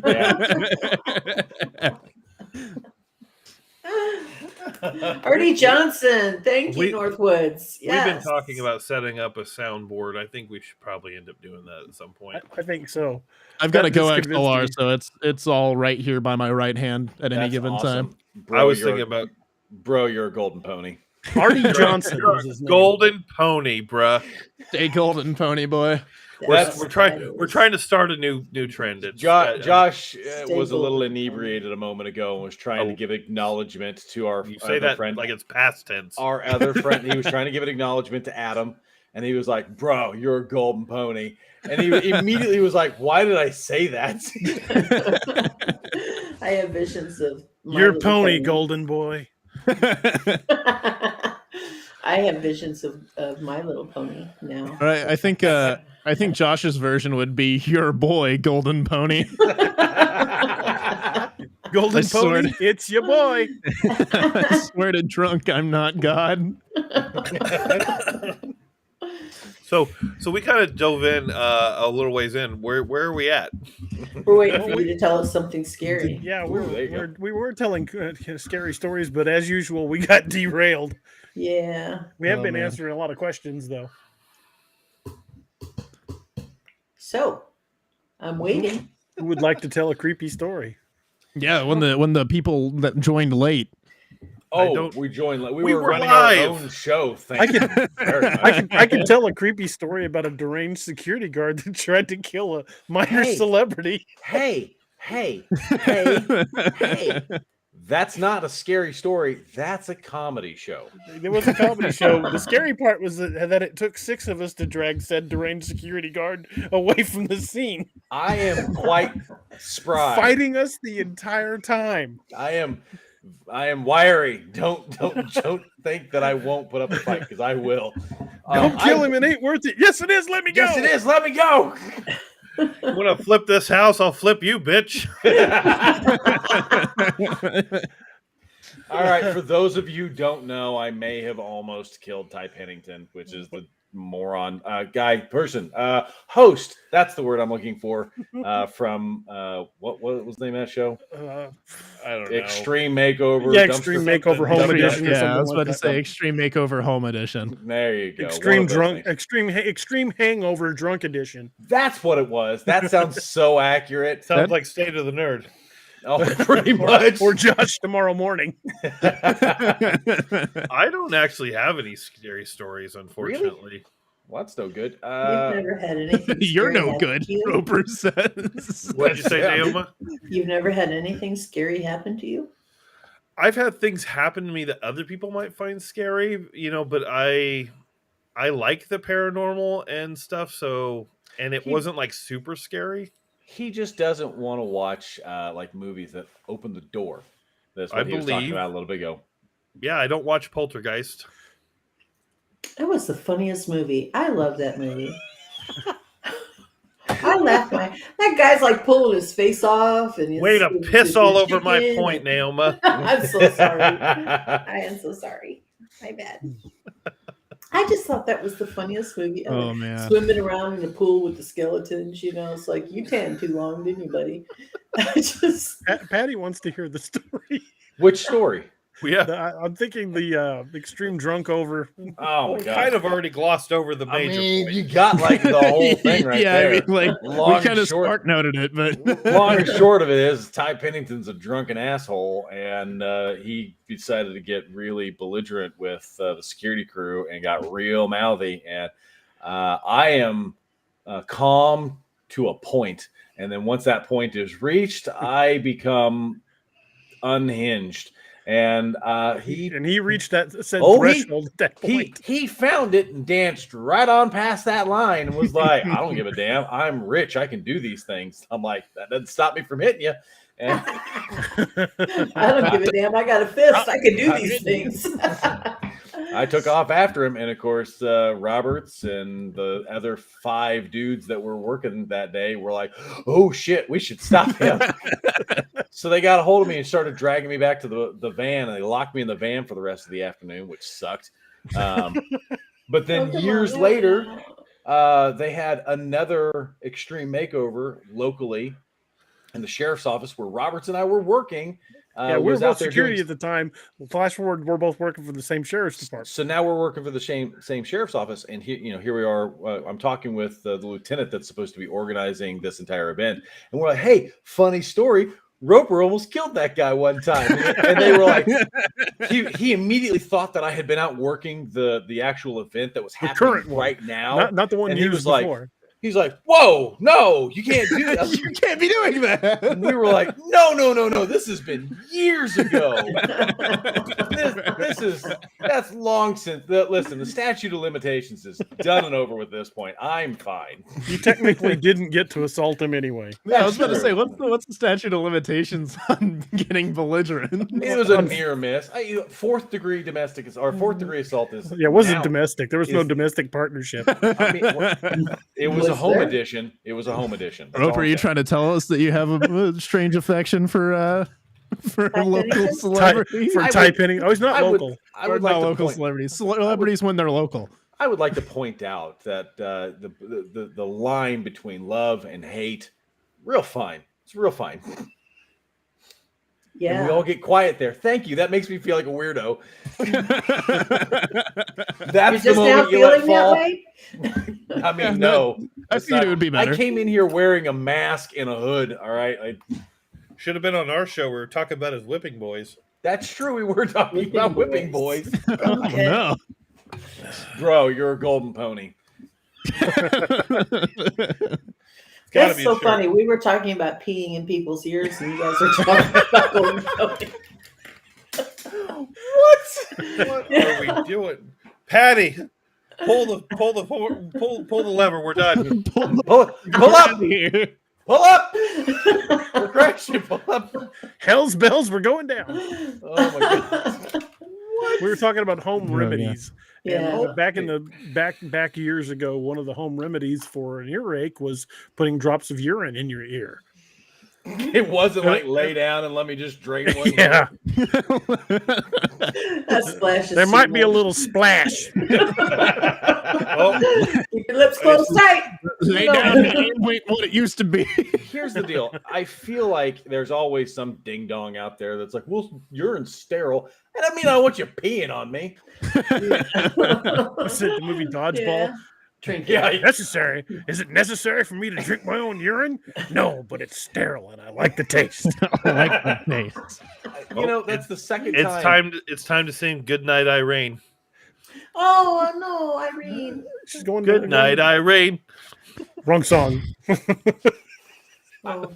That's the We're not gonna second, sing the other version. that is the second time in the past 3 days that the movie Dodgeball has been brought up with Oh, I me love that movie. surrounding it. And it's because my kids were telling me about how they played dodgeball the other day in school. And I was like, you played like legitimate dodgeball in school? And they're like, yeah, with these. They threw wrenches at him. I was gonna say, No. did the PE teacher throw wrenches? No. Dodge they- wrenching dodgeball. God, took- I hope so. No, they took it. They were like, they had these really weird red rubber balls that had this weird texture to them. I'm like, oh, they busted out the classic dodgeballs. Oh my those god, hurt. dude! I can They- still hear the sound they made when That's they hit me in right the there. head. That ping. Oh my god, they're so good. Oh, Patty's giving up on us. Night, folks. That's all for Aw. today. That's enough internet. Good night. Must have been that urine statement. Yeah, you're in Well, I big get- trouble now. Then again, you know, and I had to argue this with a friend of mine the other day. They were talking about how, well, you can't give your kids alcohol. I'm like, actually, in Missouri, you can give your kids alcohol. They're your kids. You can give them My alcohol. kids, what I damn want. This is Missouri. And then- Watch me, son. Hold my beer. It's when you start giving them to other people's kids that it becomes a problem. I'm I Never mean, had that I mean, happen. technically, that's still their problem. yeah, a little bit. Oh god. Well, When it comes to urine off, it's better than on. I can remember faking a few flus for a hot toddy. You sleep well. 3-4 years old. I'm not feeling so good. Pass it over Give me here. some of that lemon stuff. Pass Mama. me the cough syrup. Mama, I need some hooch to go to sleep. Give me the hooch. A little bit of cough pass. Oh, wow. All the things a 3-year-old will do for a shot of whiskey. Oh, Patty, you're in keg stand. That just doesn't sound pleasant. I don't like that. Oh, Nope. Hey, everyone's got their kinks, man. That's the second time today I've said that. The first time was to my mother. oh. Well, that's not a can of worms I want to open on this I was about show. to say that's not a conversation I want to have. How very She wa- Arkansas of you. Listen, she wanted scary stories. What do you want from me? So you scarred her for life. I'm just saying. That's your mom's job. I scarred my children for life. That's What'd just you do? my- What'd you do to scare her? Share your browser history? Me? No. She got to talking about somebody else entirely, and she was like, "Well, that's just weird." They're talking about. She got to talking about a mutual friend of ours that has a few interesting views on sex and the whole dynamic that surrounds that for them. And she's like, "That's just weird." And I'm like, "Everybody's got their kinks, man." And she just as matter of factual as that. And she was like, "Well, I guess so, but that's just weird." I mean, it's weird for you, it's normal for them, I guess. I don't know. What were they doing? The person in question is a furry. Oh, So Furry. don't get a black light anywhere near that suit. Right. It's gonna look like a Jackson Pollock painting. It was really odd. She did this like really weird like head turn thing. It was immediately like, wait, what? And I was like, yeah, he's into being a furry. And they were like, she goes, well, what's that? And I go, well, that's where they identify sexually as some form of an animal and dress up oftentimes and things of that nature. I was giving a very, very broad description of this because I'm not diving into that. I don't want to have this conversation with my mother. And she's like, that's just weird. And I'm like, Like- I mean, everybody's got their kinks, man. Like, I don't know what to tell you. It's like the time I had to explain to my mother what a DILF was. Well, I like how Josh looks freaked out by that. That's what happens when you play Cards Against Humanity with your parents. Oh my god, I've had to explain a number of things to her, but the most uncomfortable was we were in a hotel room and she goes, "What's a DILF?" And I'm like, this is not where I wanted to be today. Okay, I'll Look at the time. I'm just like, oh, Wait, I'll bite. What's a DILF? nope. Dad, I'd like to talk. Oh, come Dads, on. I'd like to. Yeah, It's a dad I'd like Dad, to. yeah, there it is. Oh, I like know how what a DILF I like is. how I just you know have what a DILF button is. for beeping people, but Josh is down here just saying it openly. Yeah. Well, I mean, Well, Josh it's just to doesn't have censor filters. myself because I see. Yeah, we mother definitely gotta not get a like to soundboard. swear. I see. We've definitely No. got to get a soundboard. Oh yeah, most definitely. Soundboards are awesome. I love them. Josh's whole job would be just beeping me. I contemplated Well, using this as the bleep sound instead, though. I love that. It's like Taco Bell. It's Taco Bell. Every time I swear, I get hungry. I would be sitting there bleeping him, going, "This motherfucker! What the fuck did you put?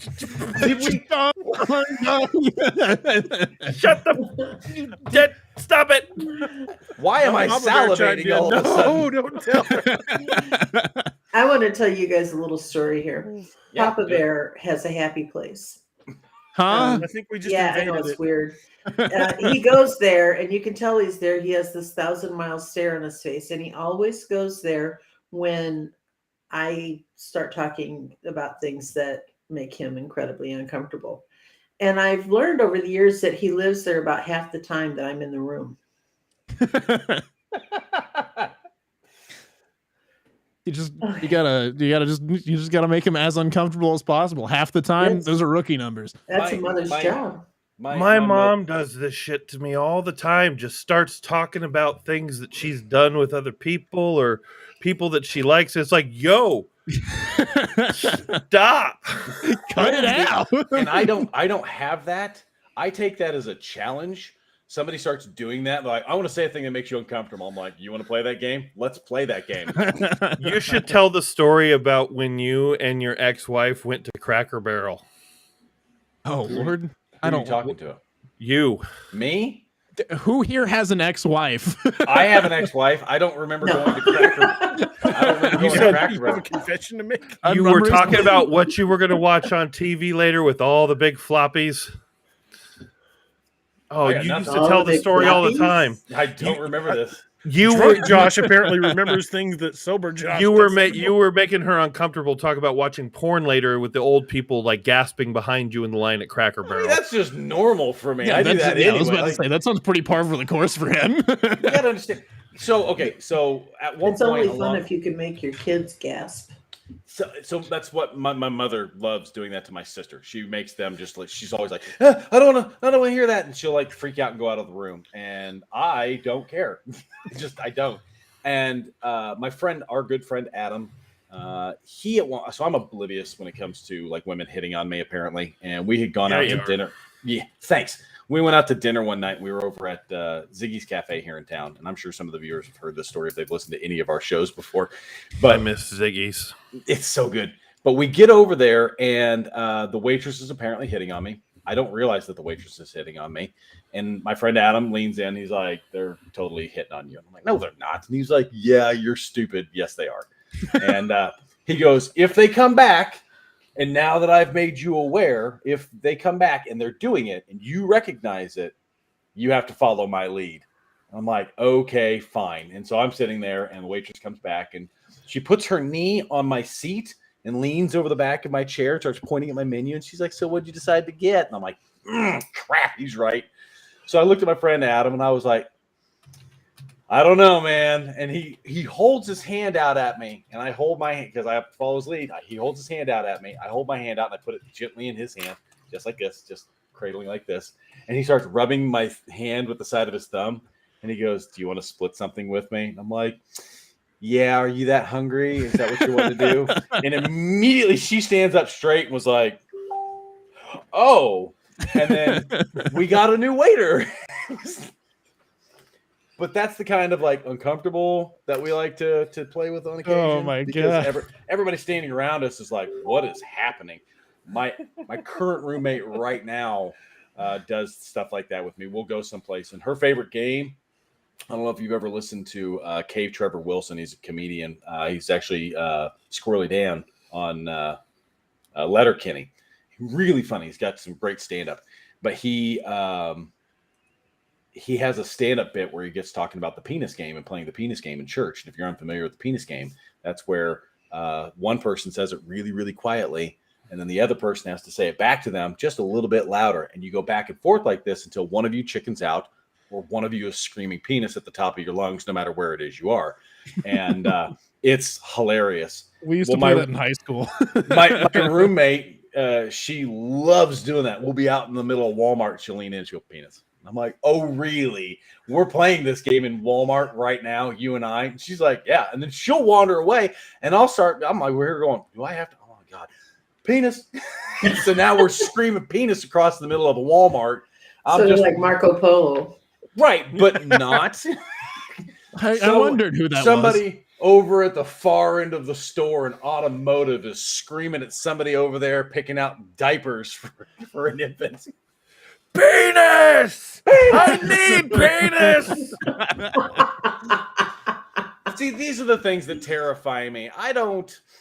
Enter Matt's whipping boy. I'm here, sir. What do you need? Get back in the basement. So scary things don't like necessarily freak me out. In Springfield, we've got, and basically it's because my counselor tells me I'm apathetic towards my own existence, and I don't doubt that anymore. She's like, "You just don't care." She's like, "That's what would have made you a really good cop, wandering into places you just don't care." But we went out to the albino farm is a thing that's out here. That seems like incredibly cruel. What? Albino farm? Farming albinos. Yeah. Isn't there a law against slavery? I think so. But it's urban legend nonsense. Robert, did you ever read anything or see anything on the albino farm here locally? Yeah. Wait. I have a question. What's up? Do those count as albinos? Because I want it to be scary. I don't know.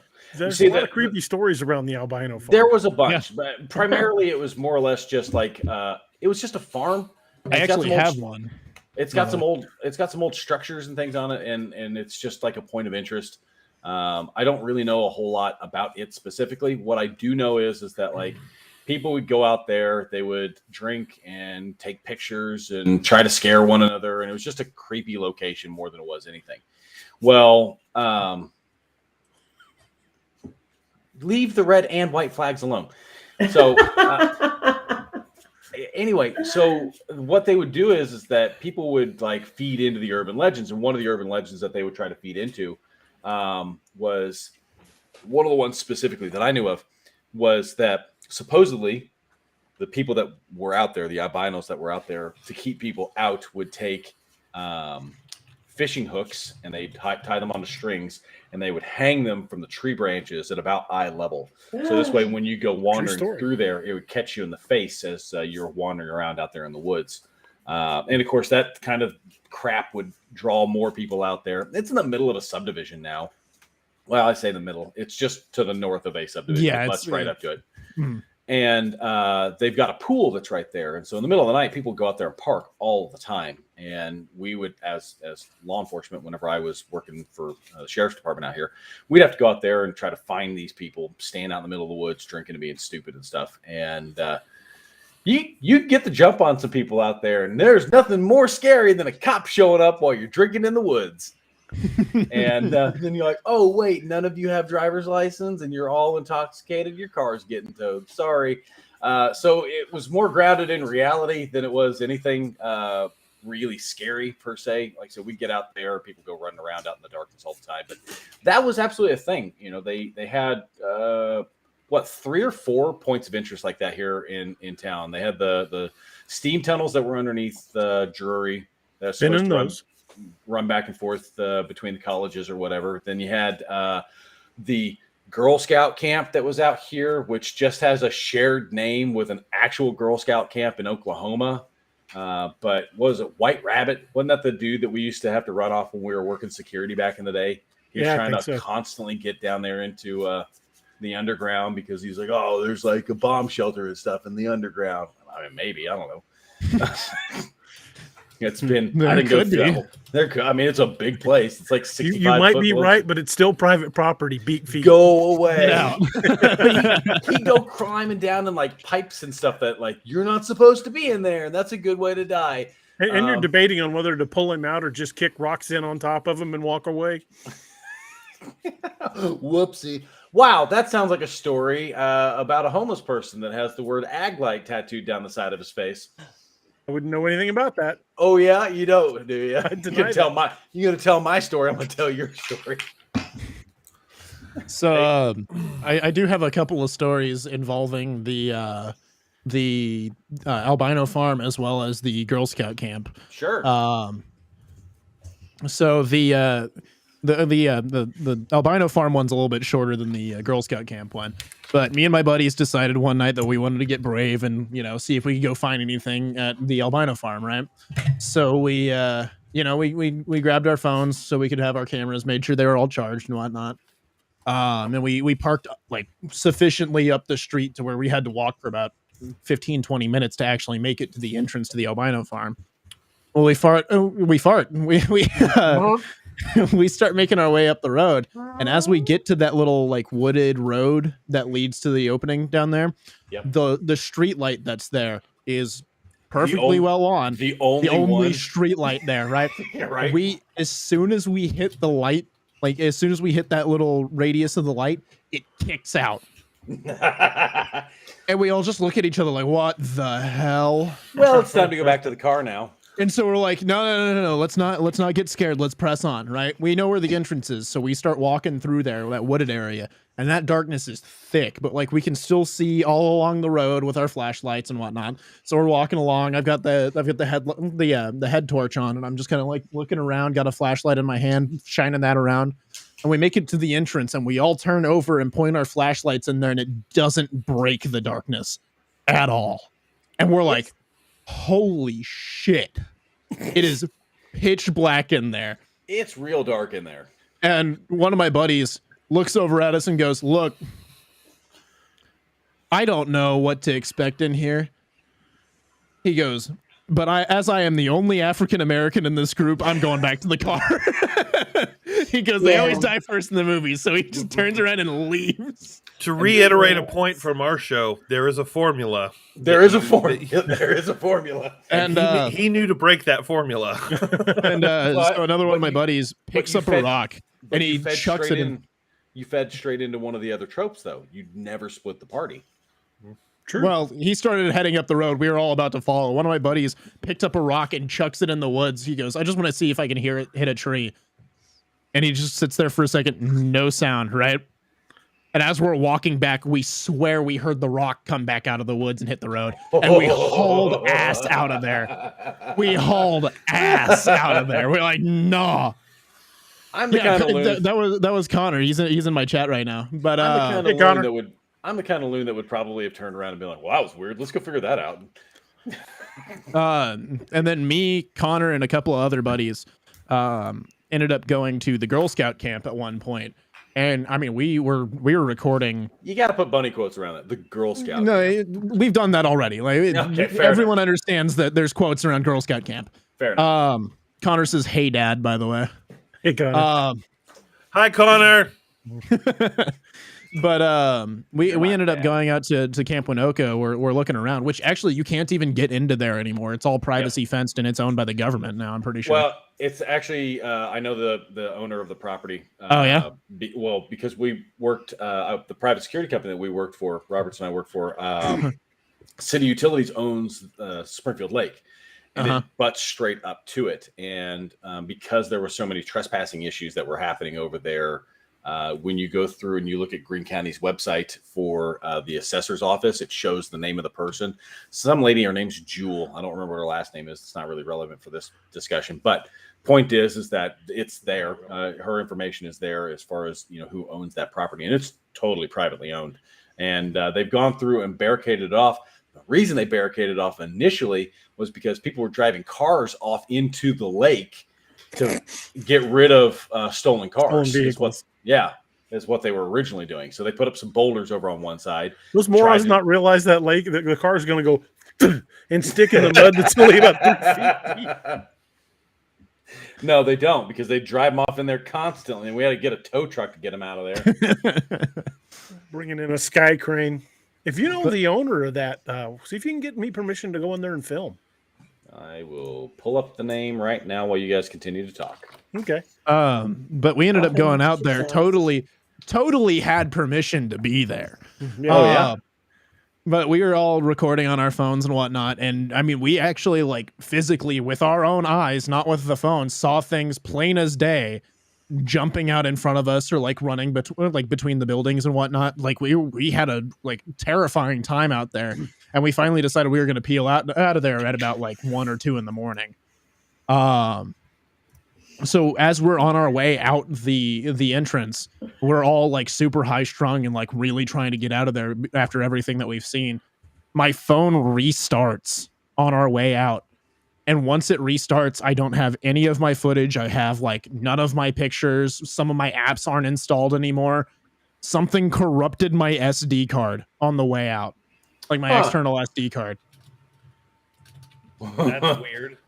I had to reformat it. And just lost all that footage. I can't tell you how many times back in the day, whenever I was a kid, that we went down there. And I'll straight own it, because we're again outside the statute of limitations. I had no permission to be down there. We just went in there because it was fun. It's only 2 years on trespassing, so. Yeah, exactly. Yeah, statute of limitations has us covered by a long shot.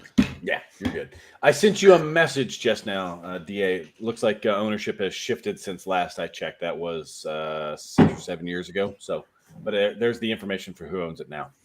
Okay, cool. Thanks. Yeah, no worries. I can find things. I'm a man who can find things. Not a lot of things. When I was a kid, there's a very specific thing that I can't find, ladies. When I was a kid, early teens, like 13, 14. It's love. That's the thing I can't find. When I was a kid, about 13, 14 years old, one of my cousins lived out on the edge of town outside of Lebanon, and they had a bunch of walnut trees. And us being idiot kids, there'd be 15 or 20 of us out there. About the time the walnuts started falling off the trees, we were supposed to go pick them up for my uncle. But instead, we would go out there and have walnut wars and throw them at each other, just like baseball, just whip them as hard as we could. Well, hit hard. Oh yeah, walnuts hit like a brick, man. So we've been out there for hours throwing walnuts at each other. We got bruises all over us. We've been smacked with walnuts, and we finally pick up what we were supposed to pick up and took them up to the house. And I left on my bicycle. Well, my cousin calls me that later that night, and he goes, "Hey man, something weird happened after you left." I'm like, "What?" He goes, "I was at the back of the field picking up some of the last walnuts that were out there, and a walnut come whizzing at me out of the woods, and there was nobody back there." I said, "What'd you do?" He goes, "Well, I threw one back." He says, and that's when shit got really scary. I said, "Well, what happened?" He goes, "I threw it back into the woods, and I heard it smack into a hand." Whoa. Oh, like someone caught it. I said, "What'd you do?" He goes, "I left the dang walnuts there and went back to the house." Yeah, dude, I am gone. But I mean the Cardinals. He says, "I'm never going to that part of the field again." I didn't mean it. I'm sorry. It might have been some dude back there playing a prank on him, but when you whiz a walnut full strength and you hear it smack into a hand, that's that distinctive smack sound. It didn't hit a tree like. Uh-oh. Oh, shit. Hi. Wow, you're a big son of a... Never mind. I didn't mean it. You win. win. Home now. You win. You are a large gentleman and covered in fur. All right, I'm going inside. It just They never bites saw the who it walnut. was. I said at that point it seemed like a really good time to be back in the house. Yeah. Now I need to video edit the Patterson Gimlin footage to the Bigfoot catching a walnut. Catching a walnut. Yeah. Got it. Bites Bruh, you're a golden pony. Bites You're a gold into it pony. like an apple. it. You're a golden pony. The Patterson Gimlin Sasquatch on a golden pony. Hey. So when I was real, the only time I can ever really think of where I was, You were real. yeah. When I was we just real. imagined I was a real boy. When I was a real boy. That explains so much of this conversation. Doesn't it? Though? It's a thong. Wow. God, was it Shrek 2? Yeah, it was. What has happened? So when I was Josh is worst experiencing Shrek an movie. earthquake. when I was real young, was what I was going to say. Was one of the few times I could ever think back to where I was tremendously scared. And the thing that freaked me out was an episode of Are You Afraid of the Dark? And I don't know why. And I've been trying to find it since, and I can't find it. But I Just know gotta it's watch there all of someplace. it again. What? Just watch all of it again. Yeah, probably. I do. I want to go back and find the originals because shh, we don't talk about that. Go away. Adam said he has a bunch of pictures of Winoka if you want them. Yeah, there that'd you be go. cool. Yeah. Yeah, shoot them over to DA. I've got several of the albino farm laying around here someplace. I don't know where they are though, but I could find those and send them over to you. They look pretty cool. But I don't remember the episode. I don't remember what was happening. I just remember that when I was a kid over at our old house, I jump up and I took off running away from whatever the thing was that freaked me out. And what I forgot was my sister had dropped a glass mug behind the bar. Ghost train. I hear the ghost train. They had dropped it behind the bar and it shattered into like a billion little pieces. And as with all glass, it doesn't just go away when you first like vacuum it up. There's chunks of it that are still there someplace. You're going to find it later on. And I went running across the middle of that section of floor and I got the biggest shard of glass in the bottom of my foot. And I think that more than anything is why that episode of a kids TV show on Nickelodeon freaked me out more than anything because I lost a lot of blood. And that was the most horrifying thing to me. And so, was this really weird, obscure TV show. And it was some episode about dogs. I don't remember anything else about it. I just remember that there were dogs and they were barking. And that's the best I got. And then I sliced my foot open on a big chunk of glass. It was pretty bad. There you go. Scary story. Scary stories to tell in the dark. But that wasn't a scary story. That was a stupid one. That's just like my. Oh, that's pretty horrifying. That piece of glass in your foot. Ooh. Yeah, Yeah, it was. I winced a little bit at that. It was pretty I awful. cringed a lot. It was pretty awful. I didn't like that one bit. I would imagine not. That's actually now that I think about it, I have had more injuries to the bottom of my feet than almost anywhere else on me. I have a story. I don't know if I'd consider it scary or not, but it's paranormal related. Sweet. When I was growing up, we grew up in a, I guess you'd call it a double wide trailer, but we lived up in the mountains. It was very common to have like mobile homes up where we lived in California. And it had a unique, it had hallways on each side of the center area of the living space. So the living room was on one side, kitchen was on the other with a dividing wall, and on either side were hallways. We would constantly see like motion coming out of the hallway going into the kitchen if you were sitting in the living room. It was always be like at the peripheral. None of us ever talked about it. None of us ever, mentioned it because we thought it was either shadow or light reflections, even though it really didn't, work that way with how the windows were set up. We just assumed it was. He forgets he can just mute his mic and disable his camera without completely going offline, but that's okay. It's fine. This went on for a long time, and one time my mom told me that she was freaked out because she had just gone to bed. My dad worked for the railroad, so he'd come in at all different hours and leave at different hours. Well, she had gone to bed waiting for him to come home, woke up, looked up, saw what she thought was my dad standing over her, rolled over in bed into my dad, who had already climbed into bed, and like freaked out, looked back, and whoever it was gone.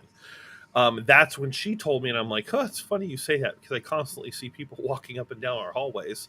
Found out my dad had seen a lot of the same stuff, because he comes in at all hours. Sometimes he'd stay up late and watch TV and see this. So that actually started my paranormal journey. Started recording EVPs.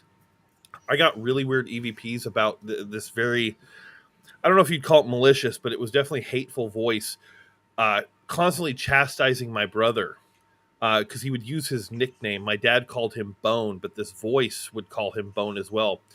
Bone is bad. Bone's in trouble.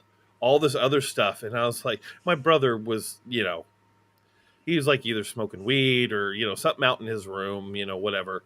But come to find out later that the person we were renting the home from, her nephew had killed himself and his family in one of the rooms. So that was disturbing.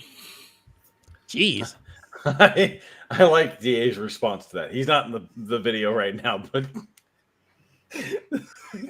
Okay, what did I miss? the laugh my ass off at that moment was the best. That's so poorly timed. He Josh murdered his over here entire going, family in the house. laugh my ass off.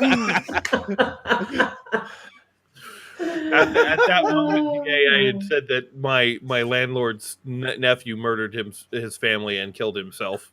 And then immediately, as soon as that happened, you send in, laugh my ass off. And Timing wow, is that was everything. amazing. Timing is everything. That is amazing. But see, this is where I say that I don't find that terrifying, if that makes any sense. Like, it wasn't scary to me. It was more fascinating and drove me further down my paranormal journey. So Similar to that is my story with the creature that Adam and I write about in our stories, that we based off of an event that he and I both ended up having here in town. And whereas it doesn't bother you, but it scares the fuck out of Adam. Yeah, exactly. It doesn't bother me at all. Speaking of weird things, you remember you and Adam talking about the shadow guy with the weird hat? That's the thing that freaks me out. My wife told me yesterday she's seen it. Really? Yeah, that's what she sees that every time she has sleep paralysis. Yes. That's the same thing that happens to us. The man in the hat shows up. That's one of that's one of the most commonly seen things with sleep paralysis. We think that's what my mom saw, because my dad constantly wore like this weird hat and thought that's why it was flat brim hat. Yeah. So that's one of the things that people commonly see when they have sleep paralysis, is the hatted man, as it's often referred to as. Or the old woman. There's the old woman, or the witch, as she's referred to, because oftentimes when people have sleep paralysis, they'll see her and hear her cackling.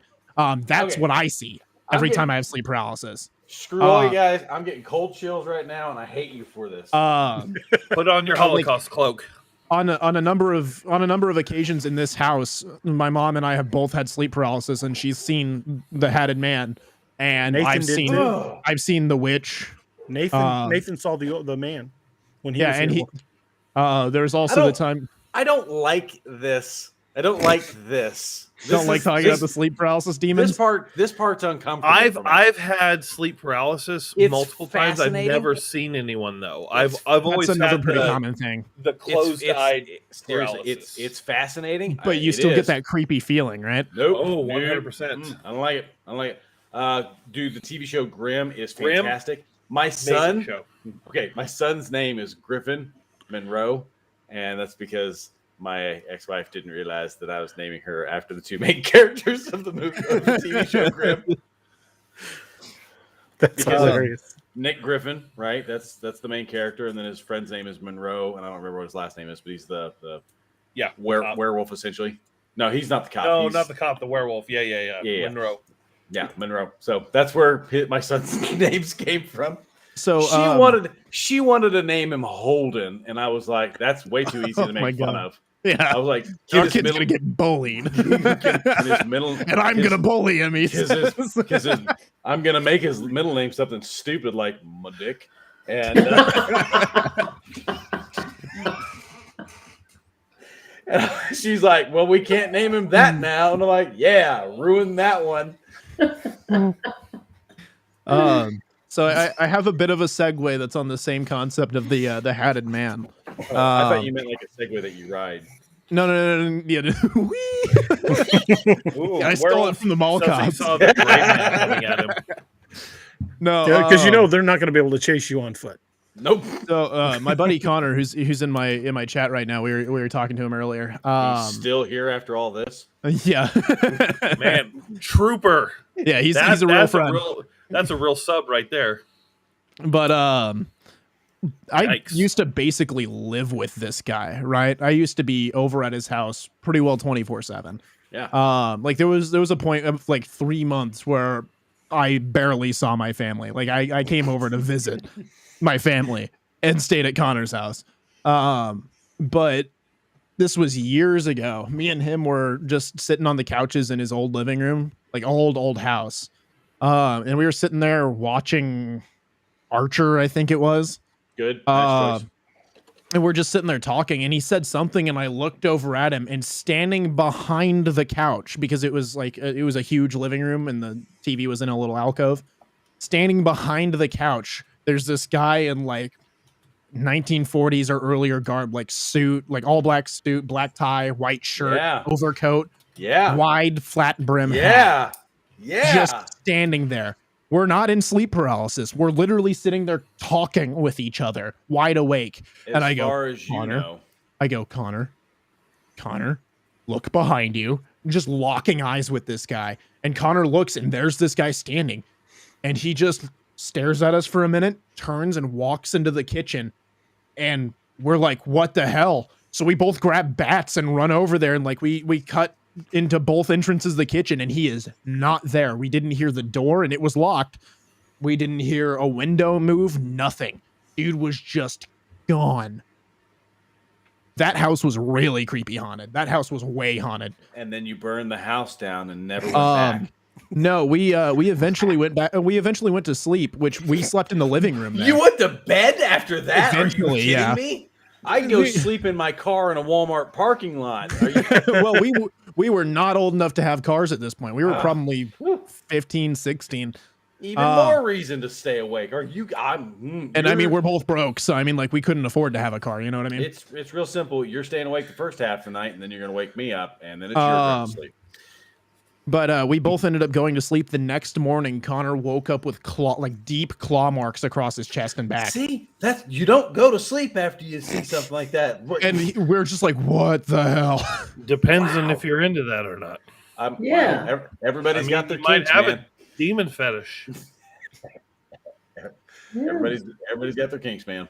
One of my viewers, or one of my subs, is from Hawaii, and she says, how do y'all have so many ghost stories? I've had 0 paranormal interactions. And I said, we live in Missouri.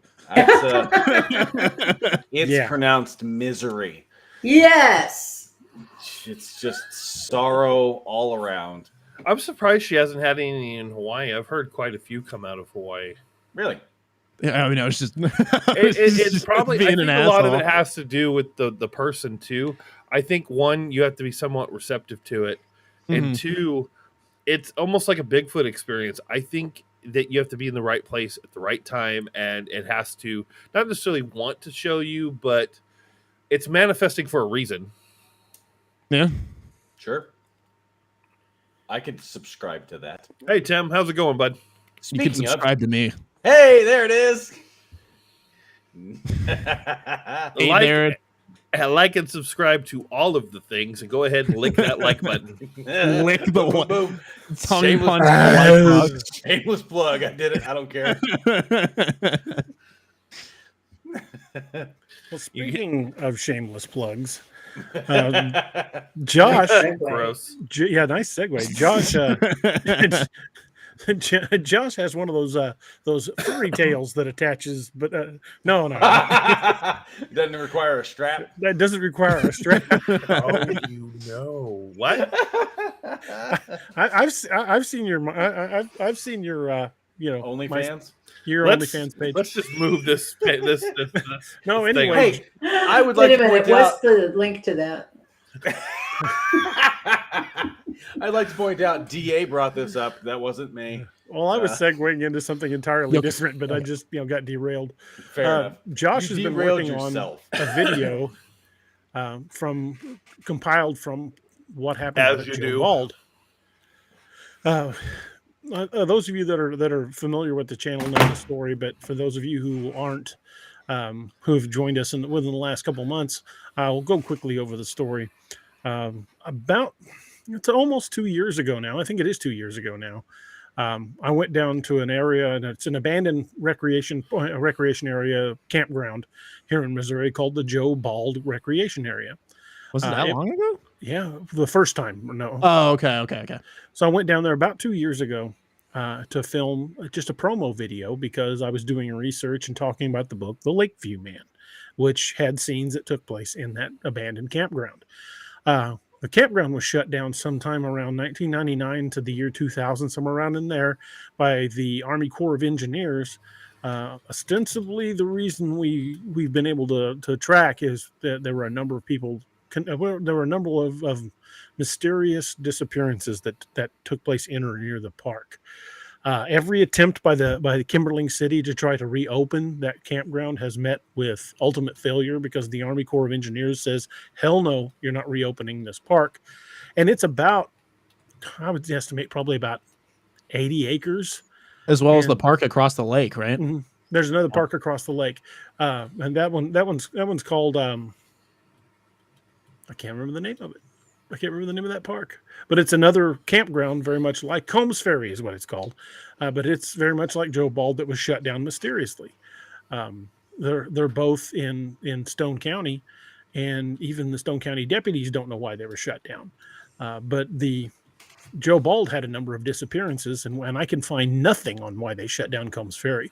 Joe Bald, you can still drive back there, even though it's completely overgrown. You can't camp there anymore. All of it's just completely been reclaimed by nature. And I assume Combs Ferry is probably the same way, but I can't get in there because they bulldozed over the entrances. I'd have to have a high clearance 4-wheel drive to get in there, which I'm still looking to do. But anyway, we go down there to Joe Bald about 2 years ago to shoot a promo video based on research for my book, The Lakeview Man. And we shot about a minute and a half, 2 minutes. We weren't planning on being down there very long. My Steve, who's usually with us, he was the cameraman, and Steve's wife Rachel and my wife Annette we all went, but Rachel and Annette stayed in the van while Steve and I got out and shot this little video. And it was just kind of give everybody a glimpse at how overgrown the park is, and me to talk about upcoming books and things like that. It wasn't really us planning on going out Bigfoot hunting, even though we make jokes about it in the video.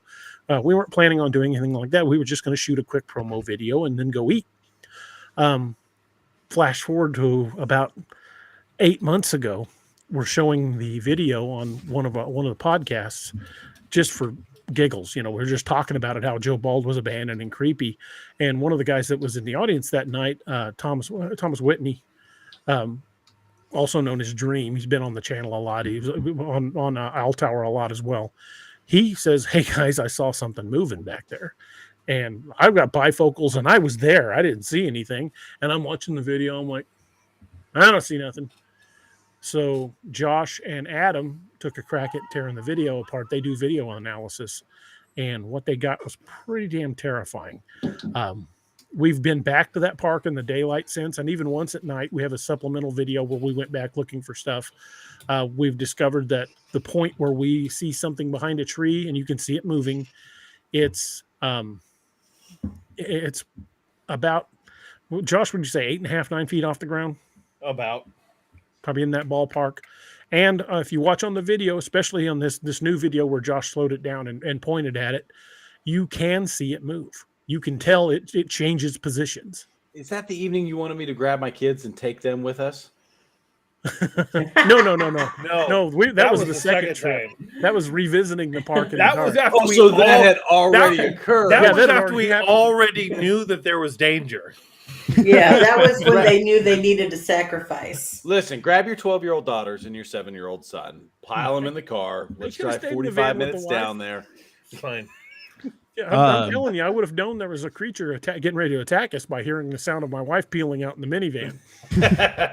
Dad, Bye-bye. I don't know if you remember me and Josh going out there to confirm how tall it was, but we Oh, yeah. literally stood next to the tree and held our arms up just so we could see where it was. There were a lot of spiders strung between those trees. Dude, I was not having a good time. I'm terrified of spiders, man. These jackasses were like pancake size. Yeah, they were big spiders. All We get spiders are gigantic, ginormous spiders between trees that And spin before- webs between trees to catch unwary hikers. Before this chat catches up, Patty, Knit, stop it. What? Okay, Josh is a little inebriated, but just She'll a little. get it. But I want to show this video on the show. Roll And we that are beautiful eventually- bean footage. Yeah, we are eventually going to do an entire show on it to break down even more. But for the first time ever, this video is about to be shown. It hasn't been made public yet, and we are going to make it public on YouTube in the next few days. But I wanted to show it here Sure to go first. over here to check this out, chat. Sorry, What's I that, was Noah? talking to the chat. Okay. I forgot to mute. We are debuting this video for the very first time, and you guys will be the first ones to see it. So I hope you guys like it, and here we go. Check this out.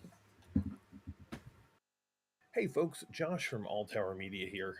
Hopefully you've seen me on some of DA's shows. If not, welcome, and hope you like and subscribe. Real quick, you may have already seen the book promo video that DA did for one of his books at the Joe Bald Recreation Area. It's gotten a little bit of a stir up because of what possibly could have been seen in the background. Now, just a little setup for this. Like I said, DA was recording a video for a book promo. The location appeared in his book, and him and his other co-host Steve just decided to go down and record, on location. Fast forward almost a year later, and someone said they saw movement in the background. Matter of fact, if you're familiar with Dream, he's been on some of the shows. We talk about him quite a bit. Good friend of the show. He mentioned that he noticed some stuff in the background. Well, they tried to look at it again. They didn't see anything. So Adam and myself stepped in of All Tower Media and said, you know what? We've done some image processing and some video processing. Thought we'd try to clean it up. Well, the following is what terrified the hell out of us when we saw it. Just to kind of set up a little bit over a bridge, you'll see a little bit of movement behind a tree and then ducks back in. Later in the video, I slow it down and enhance it for you to see a little bit better, and then show you some of the stills that we enhanced even further. Due to the quality of DA's cell phone, which again, he was there to record a quick promo, wasn't, high quality or night vision. It did the job that he set out to do. So we had what we were working with, and you let us know what you think down in the comments. We know what we think, and, until we have more proof, this is the best we got right now. Thanks, and have a wonderful day.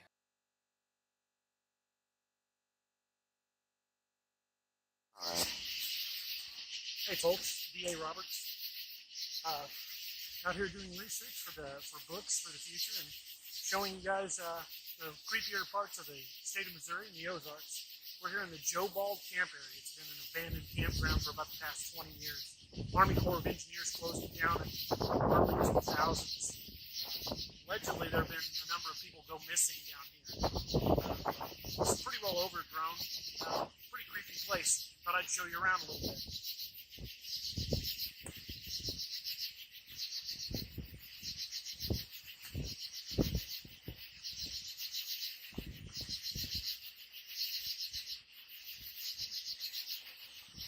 We're here near Table Rock Lake. You can see the lake through the trees. Lake's up actually pretty high. Hear a lot of night sounds tonight. I don't hear anything out of the ordinary. There's just tree frogs and bugs and typical Missouri sounds. I don't think we're gonna find anything really interesting. But I was really hoping. But wanted to come down here for a while. I've been down here in the daylight, but never at night. And it's a pretty creepy place. If you've never been down to Kimberling City, Missouri, and you want to come down this way, just follow the signs to the Joe Bald Recreation Area. It's still open to the public, but you can't camp here anymore. The place is completely overgrown. And really kind of neat. So if you get a chance, check it out.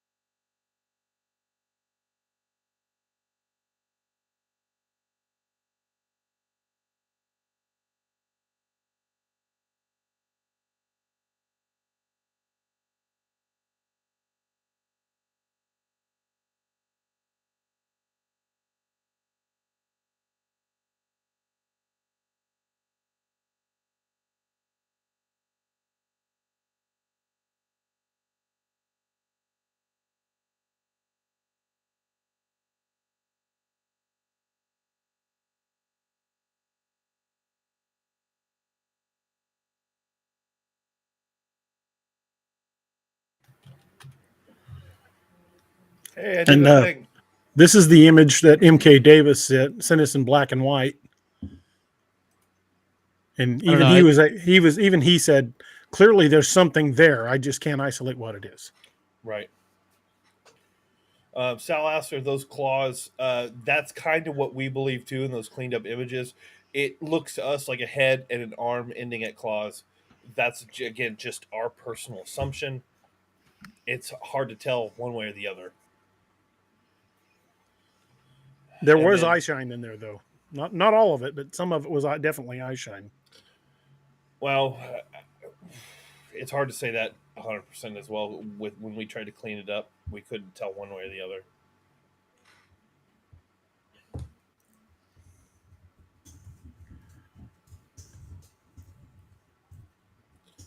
Good night, Avery. Good night, Avery. yeah, I mean, I can see what we're looking for, and like I can definitely tell that there's like a shape there, Here's but I'm not one of the certain pictures. what we're looking at. You know what I mean? Right, and I'm kind of the same accord. I'm not sure what we're looking at either, but in the video, when you isolate that spot and watch it, especially frame by frame, it moves behind the tree.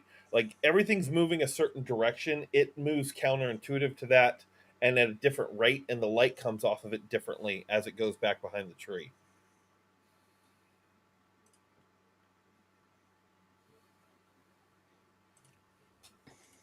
But we don't know what it is. What we do know is it appears to be something behind the tree.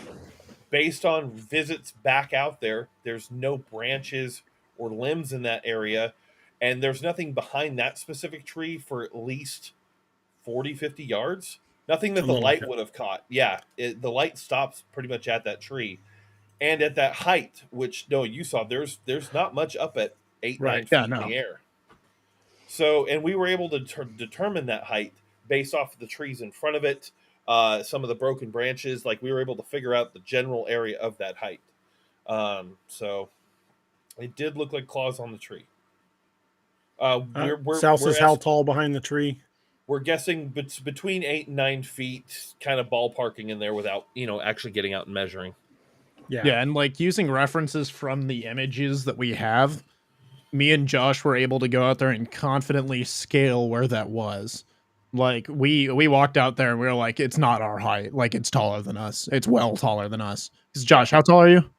6'1". 6'1", and I'm 6 foot, so we're around the same height. We went out there and we're like, no, there's no way. No, yeah, I was able to roughly reach the tips of my fingers to the general proximity of where the head and body was at.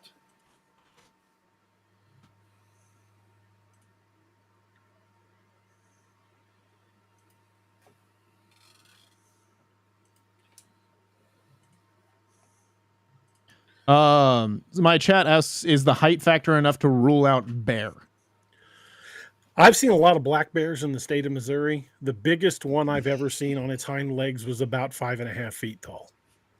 And we don't really get grizzlies around here. So there hasn't been a recorded grizzly sighting in Missouri in 120, 130 years.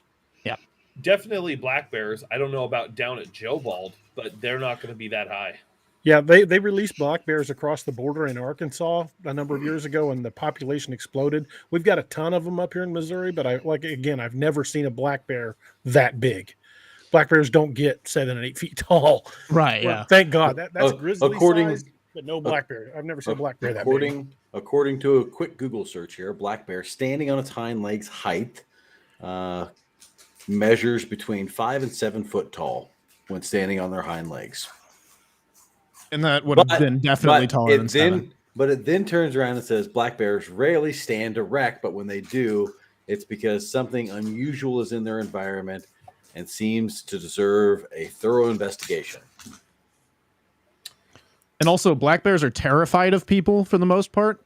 And as much traffic as we saw in that area, I sincerely don't think that there's any chance that there would be a black bear in specifically that little wooded area, because I mean everybody that was there saw that road that we took to get out there loops around that wooded patch. Mm-hmm. It's kind of a point in the lake, like there's they would almost come in the same area that the cars would come in. Leonita says she didn't see a snout, and that could have been the angle that it was facing. Right, yeah. Not have had a snout. We're not looking claiming square on. We don't know. We're not claiming it's a dogman, right. Bigfoot. We don't know. It could be anything. Well, I know what I think it is, but we got no proof. Right. Sure. If we could have gotten like a footprint or something out there, which Josh, I mean, we didn't even think to check the backside of the tree. No. We honestly should have. Then again, though, the time that we were out there the second time and the time your dad shot that video was nearly a year apart. Right. So, or over a year apart. So, I mean, Ronald, if you do go out there camping, take a lot of pictures. Like claw indentions. Which I will say that Adam did go out there a couple of months before we went out there that one day. Mm-hmm. He did see on one of the nearby trees what appeared to be claw marks on a tree. Again, if they're older, it's hard to tell exactly what they are. But what appeared to be claw marks at about a 6 to 7 foot level on one of the trees in that same general area. So that was just his guess that it looked like 4 claw marks. The same person in the chat that asked about it being a bear says, I always go with ruling things out. So if it's not a bear, that creature is not normally occurring. That's kind of where we're at. We don't know what it is. Sorry, Josh. We also. Oh, I'm sorry. I'm just saying that's kind of where we're at. While we don't know what it is, we feel like we can rule out what it's not. Yeah, we're definitely confident we can rule out bear. If it was a black bear, it would be the biggest one on record. Yeah, that would be a huge black bear. It'd be a massive bear, and if it'd been a black bear, I would have heard it. And also, you would have seen it on the other side of the tree. They're not stealthy. They're not subtle animals. They are not subtle. I would have heard grunts. I would have heard them snuff the snuffling sound they make, and it would not have been subtle. Bears are adorable. But... Bears are not ambush hunters. No, they are not. And that was very much ambush bears. Ambush predator ambush bears. I think that'd just be a koala. I worked at a drop lake. bears. I worked at a lake in California for several years during the summer, and one of the jobs of the maintenance crew was actually keeping black bears out of camp. So I've had a lot of experience with black bears. Physically have touched a few of them in my dumber days as a younger man. Probably should not have slapped a bear on the ass while I was chasing it, but here we are. Super glue on your hands. No. So I have a lot of experience with black bears. You would have heard them. and again, like you said, they're skittish. 9 times out of 10, they're not going to get that close out of curiosity. They would have already been long gone with just them out there talking. They're more of the berries and hunter kind of bear, or berries and honey. Sorry, berries and honey kind of bear, not the I'm going hunting for man flesh kind of bear. Man flesh. Looks like meat's back on the menu, boys. Beat me to it. I would just like to say that this is not a candy bar. That's a candy bite. Fun size. That's not fun to No, me. I don't enjoy opening wrappers. What's This is fun? the guy who says, "Hey, I'm going to take you on a really nice date, and we're going to have a really good time. And when we're done, we're going to go dancing, and it'll be a wonderful night." And then he takes you to McDonald's. Ronald in your chat, Dad. Yes. Said take pictures. Hell, gonna take 338 and A10. Warning shot. Guys, I will not say for 100% certain. I can't give any guarantees on this. I won't say that it couldn't have been a bear because Right. We don't know. yeah, we don't know. exactly. But if it was a bear, it was one. It was huge. That would Two, it was huge behaving in a completely unnatural behavior for bears. And it would have been the biggest black bear ever seen in Missouri because they just don't get 8.5 feet tall. That's grizzly size. And again, we haven't had a grizzly sighting in Missouri in 150 years. And had it been a grizzly, they're not really into hiding. They're into, hey guys, what's going on? Give me making food or you themselves the biggest opponent and coming for you. Yeah, and the little 9mm pistol I was carrying at the time would have done nothing but piss it off. That the movie The Great Outdoors is wonderful. Yeah, I was gonna say Steve and DA would have been in the van. Big bear, chase me. No, we would have just dove in and yelled, "Drive!" Shoot him with that light gun lamp or shotgun lamp. Shotgun lamp. So we're presenting this video as is, and just like I put in the video, we don't claim to know exactly what this is. We have our opinions, just like anyone else will have their opinions, whether it's a bear, a cryptid, or otherwise. You know, all we know is it was seen. There's something there. We can't figure out what it is, and it's weird. That's all we got.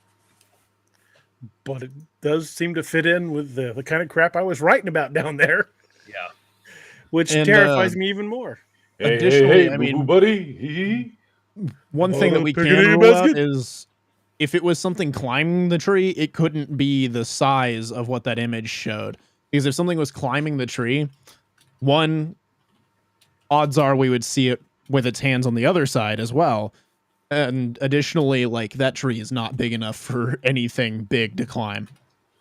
Exactly. Sal, thanks for the sub. Appreciate it, bud. That tree was very narrow. What happened? I missed something. Maybe it was a giant spider. I'm also full stream on my Twitch and YouTube as well. Oh, okay. Yeah. Big spider that size? No. I'm going to a different planet. Just as scary as it had been. Burn the planet down. It's too big. Yeah, we're too big. Back off. I don't want to live on this planet anymore. anymore. Way to be sure. We need to do an episode on the giant spider cryptid. I will be on. Do that while I'm on vacation. Yeah, I was about to say, don't invite me to that. Where in I'm out. Australia, where there's giant spiders that eat birds. Dude, the Goliath bird eater, that's one spider that I actually like because it doesn't produce webs. Texas.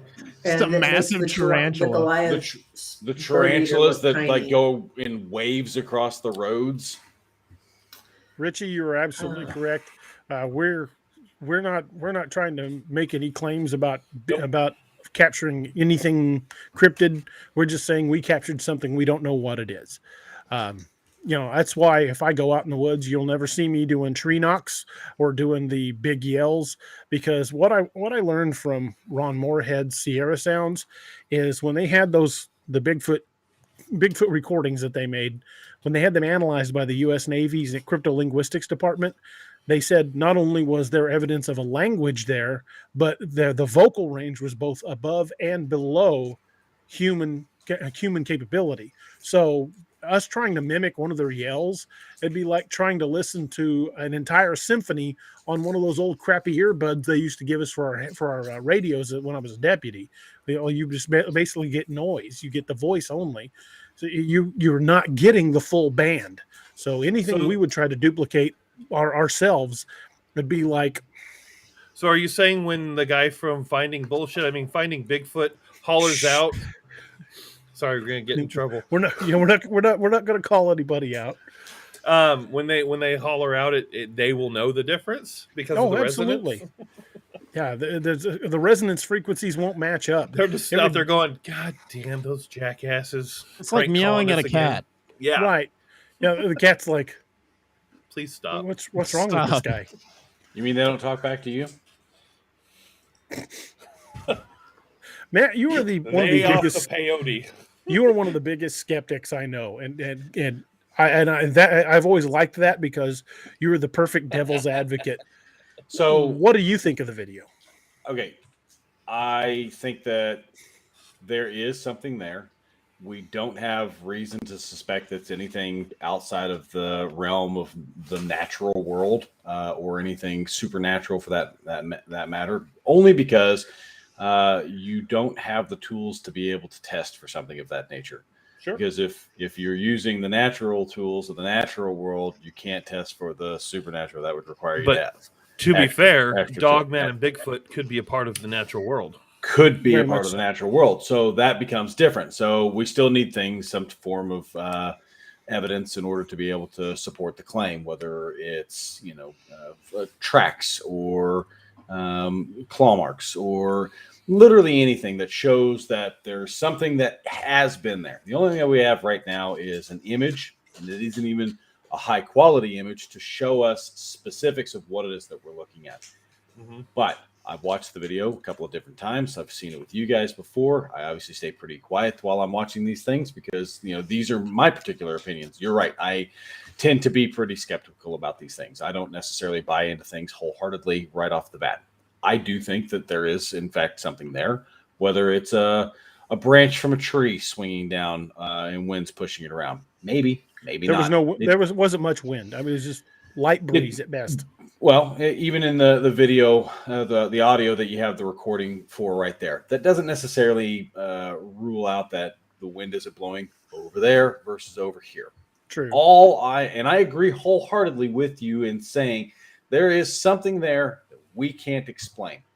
Period. That's it. No more, no less. I feel like we're all on the same, the kind of on the same focus, just two sides of the same coin, saying the same things, but from different points of view.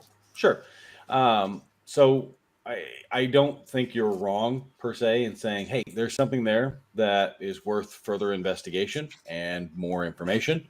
Cool. I'm on board with that because the instant you give me something tangible that supports the claim that's being made, I'm going to change my mind. That's just the way that works because I'm not going to be this staunch person that just defiantly looks at this and goes, yeah, I don't buy that even in the face of evidence. But people believe things for good reasons and bad reasons. That's just human nature.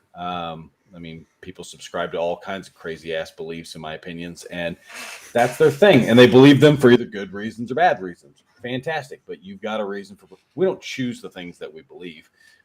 We believe them for evidence or reason or some type of supporting claim that props that up. If I told you that I had a dog that lives with me, you might believe that because that doesn't fly in the face of what it is that you know about reality. People own dogs. That's a thing. Mm-hmm. But if you came over to my house and you didn't find a dog bowl, you didn't find a dog, there's no dog turds out in the yard and there's no toys anywhere that look like they've been chewed up, your belief in that claim suddenly goes down a little bit because there's not supporting evidence to show that I have a dog, right? But if I go, oh, well, it's over at my mom's house, and then we go out there and you see my dog, then cool, it's back to normal again. But if I suddenly am like, I have a pet dragon, you'd probably be like, bullshit. It's a Komodo dragon. Prove it. And then I show you pictures. It's a Komodo dragon or a bearded dragon or whatever the case may be. I'm being vague about my claim, but it's still there, and I can provide evidence for it. Awesome. Or the walls in your house are scorched or something. Exactly. But if I was making a claim and I was like, oh, well, it's invisible and it's only, I'm only the person that can detect it and see it and things of that nature, then suddenly your belief in the claim that I'm making goes down exponentially. You'd still be willing to believe me because you know me, Roberts. You're like, well, Roper doesn't just make shit up. That's not a thing that he does. He has good reason to believe this. So what's your reason that makes you believe that you own an invisible pet dragon that only you can detect? And if I gave you enough reason and evidence to support that claim, you probably believe it too and be like, yeah, he owns an invisible dragon. It's weird. But I mean, how much of your worldview has to alter in order to be able to accept that claim, right? When it comes to this, you're watching a video in an area where it's got some, I'll admit, it's got some suspicion, right? As far as like its reasons for shutting down and things of that nature. So there's some lure there that suddenly makes me go, well, that's interesting. It makes me wonder how much people know about what's going on in the area, why they shut it down, and maybe there's something completely legitimate about it. I don't know. But when I'm sitting here watching this video and suddenly you go, hey, here's a thing, and we don't really necessarily know what it is. I can get behind that claim. We don't know what it is. Further testing and video surveillance and documentation and evidence collecting, that's necessary in order to be able to make some type of legitimate claim there, And see, this is where I think it depends on the person, but see, I'm able to take more intangible evidence that still feels like evidence. And let me give an example. Like a lot of the First Nations having very similar stories of, say Bigfoot. We'll just use that as an example. But being disconnected throughout the years and having those same stories before they were able to intercommunicate. Does that make sense? Mm-hmm. Yeah. Like that to me is evidence because you can scientifically prove that these stories were disconnected yet similar enough to have a common thread. True, but that's it's actually a logical fallacy to a degree whenever you're going with pleading from popularity, where you have a whole group of individuals looking at it. And I actually had this exact conversation with my daughter the other day because I'm trying to keep them to be teach them to be skeptical as well. And my daughter does a fairly well job at it. Just because you have 100 people that make a claim that the sky is purple doesn't mean that the sky is purple. It just means that 100 people believe that, and there might be a reason for it, right? Even if it's far-flung and widespread between where that occurs. Does that same argument apply to thousands of people, millions of people? Absolutely. There's there is a documented event back in I don't remember the specifics of it, but where thousands of people claim that they saw the sun move from its location in the sky and went flying around the sky, and maybe it was a mass hallucination. We don't really know. They actually did a whole study on it and things. I'd have to look up the specifics of it, but that is an event that has occurred where there was a lot of people that fed into that. So, it's possible, but, appealing to a popular belief, no matter how many people believe it, doesn't necessarily make it true. What makes it true is the evidence that supports the claim. And that's why you have to continue to test. That's why you got to continue to look. While the sun may not have moved, is there evidence enough that something could have happened to make them think the sun had moved? And that's the difference. And that's what I'm trying to say. Just because they're making a claim that the sun moved doesn't mean that the sun moved. It means that they believed and perceived that the sun moved. That means that there's further testing that needs to be done to determine what it was. You can't just say, we all believe that this is what happened, therefore the sun moved, right?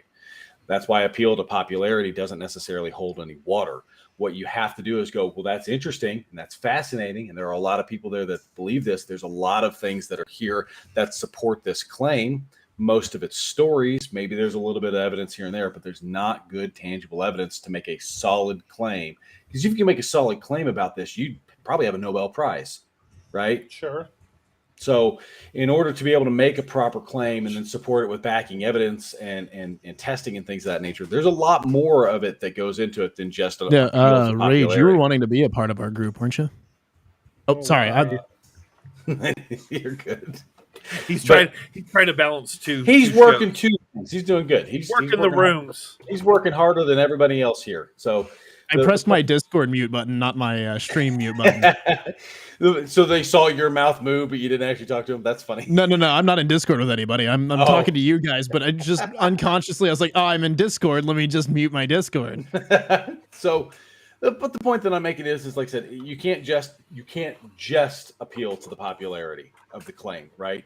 You can look at that as supporting reason for why you should continue the search, but that doesn't necessarily mean that it's definitive that there's something there. It's a fascinating thing, and it means that we should continue to look.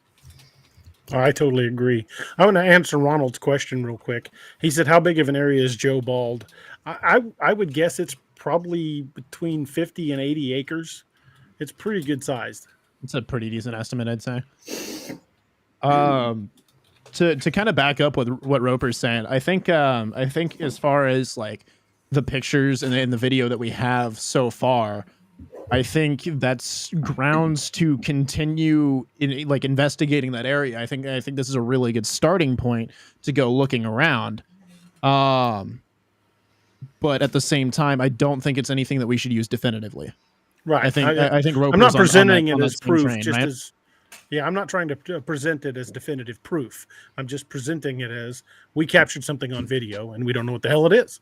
It just makes more questions, and it makes it more interesting. It gives us more of a reason to continue to look. And until you can posit a positive piece of evidence that supports the claim that you're making, the best we can do is go, that's really fascinating, and let's continue to try. Yeah, I mean, I that's absolutely what I was trying to say there, at least. I would like to say something. Go for it, not Ed. work good. You have the floor. You have the talking stick. I forgot. Oh, yeah, I remember. Good night, everybody. Sorry, Naomi, you look exhausted. Get some rest. Yeah, I will. I want to tell Papa Bear that I want to talk about that room in that farmhouse later because that's a really good story. You guys have a great one. Have fun playing your game. Have a good night. Naoma. Have a good night. Sleep well. Get some rest. Well, folks, we are probably going to end this stream, but I will be. Give me about 15 minutes, and I'll be live again. Only this time we're going to be playing Bigfoot the game. If you guys enjoy watching idiots play video games, I'm going to be playing the role of Bigfoot and trying to maul these three, and possibly others. I will probably be terrified as a 2-year-old child. Just a Dude, heads up. I was too. I played about an hour of that game, and I got attacked in my camper, and I was like, Jesus! Yeah, I was sitting in camper the first night, and you hear him slapping on the side of the camper, and I'm like, dude, screw this. When you're walking around the area, you hear You tree hear knocks in the knocks, distance, and then you hear whoops, and I'm like, this is too real. This is scaring the crap out of me. So you should be able to watch live on our YouTube page on All Tower Media, our Twitch page on All Tower Media, DA's YouTube and Twitch. Roper, you're going to be streaming to. I will also be streaming. FB. You're streaming to the All Tower Facebook, and then Noah, you're streaming to your Twitch page. Mine. Yes. Yeah. So we will all have a stream now. Adam is going to be joining us as well as with Kyle. We're probably going to rotate players out between a couple different games for a few games. I'm probably going to tank out quickly because I've been awake, technically speaking, since yesterday. Well, how many Kyle players do we will have? We will end up having 6 players total. 6 total. Okay. So, but Roper's going to tank out pretty quick. So I imagine Kyle will just slide into his spot afterwards. Gross. Okay. Let me answer Ronald's question real quick. He says, when's a good time to go to Joe Bald? It's open. Well, it's not really open. It's been shut down for years, but you can go drive back in there any time of the year. But I'd recommend late fall before winter hits because you won't have to deal with all the ticks and chiggers and big spiders. Yeah. Maybe those after the spiders first good frost. Those spiders were not fun to just turn around with a they were flashlight and be large. like, whoa! They were large and in charge. So I'm going to go ahead and shut the All Tower stream down now. We will be back up with a new one here shortly. Okay, I'm going to be wrapping things up here, and I will set up the stream on my end, and I will be coming back live to you folks in about 15 to 20 minutes. I need to take a break, hit the bathroom, grab a quick bite to eat, and get some fuel in me so I can tear up these guys and rip them apart and act like Bigfoot. And I'm just gonna sit here and wait until you guys get back. Because Noah. this is all I do. Noah, thanks for joining us, buddy. Yeah, absolutely. Ro, thank you for coming. Josh, thanks, buddy. Thanks for setting up that video too. Hey, no worries. I've been wanting to get it done. We will be putting that video live. It's currently not viewable on YouTube other than when this stream ends. You'll be able to watch it if you scroll through it. But we'll be launching that video live very soon, and we are actually going to do a show about Joe Bald again. And I think I might go back down there sometime very soon, maybe in the next few days, and take Noah with me and do some filming and see if we can get close to Combs Ferry. I could probably grab Connor too if he has if Connor time wants off. to go. Yeah, hell yeah. Okay, folks, I appreciate you guys being here. Thank you guys for joining us. We did tell a few creepy stories, and we did get off the rails, which is not unusual. Normal. Yeah, that's pretty I was about to much say par that for seems the pretty course. par for the course. It's an Yeah. off day show, so off day, Yeah. off topic. Yeah. Happy Halloween, everybody. Thank you Patty guys says, for "Get him, joining us. DA." Happy Halloween, everybody. Thank you guys for joining us. Hope you guys had a good trick-or-treat night. We've been giving away quite a bit of candy because I've heard my wife doing it several times. Ronald says, DA, do you guys want to go to Joe Bald? Well, we might be able to coordinate something like that, go down there. Go I'll have to, straight. I have to hit you up after we get off the air. Go That's string. That's actually not a train. I've positioned someone outside the house to just sit there and scream. In Ohio. Yeah. Damn, you're Ohio. committed. Dude, I got people all over the world, baby. Let's go. Connected. All right, guys, we'll see you after a bit. All right, folks. Thank you guys very much. I've got those pictures from Adam, and we never got to them. We'll do that on another show.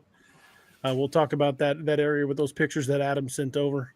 And you guys join us Wednesday night when we'll be back with our regular time with Miss Naoma, and we'll be talking about serial killers. So that's going to be a lot of fun.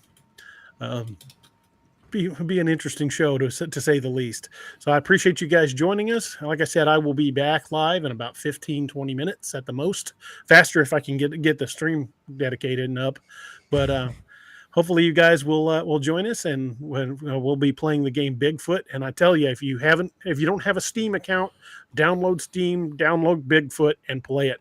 It's $20 well spent, and that game will terrify the crap out of you.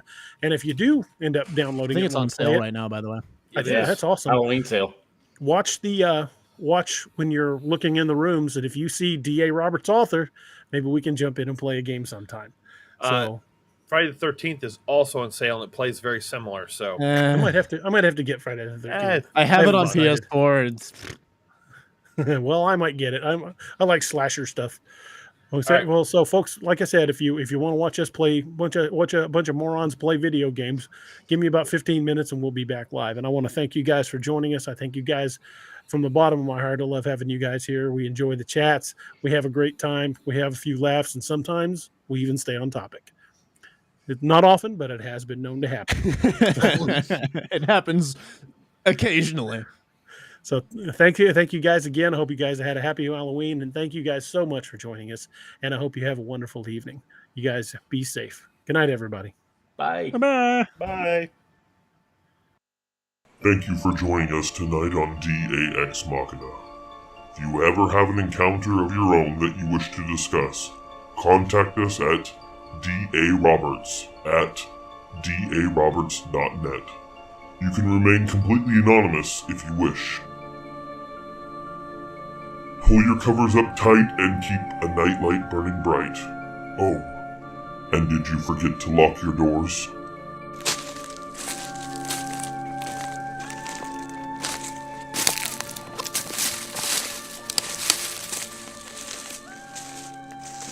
Bye.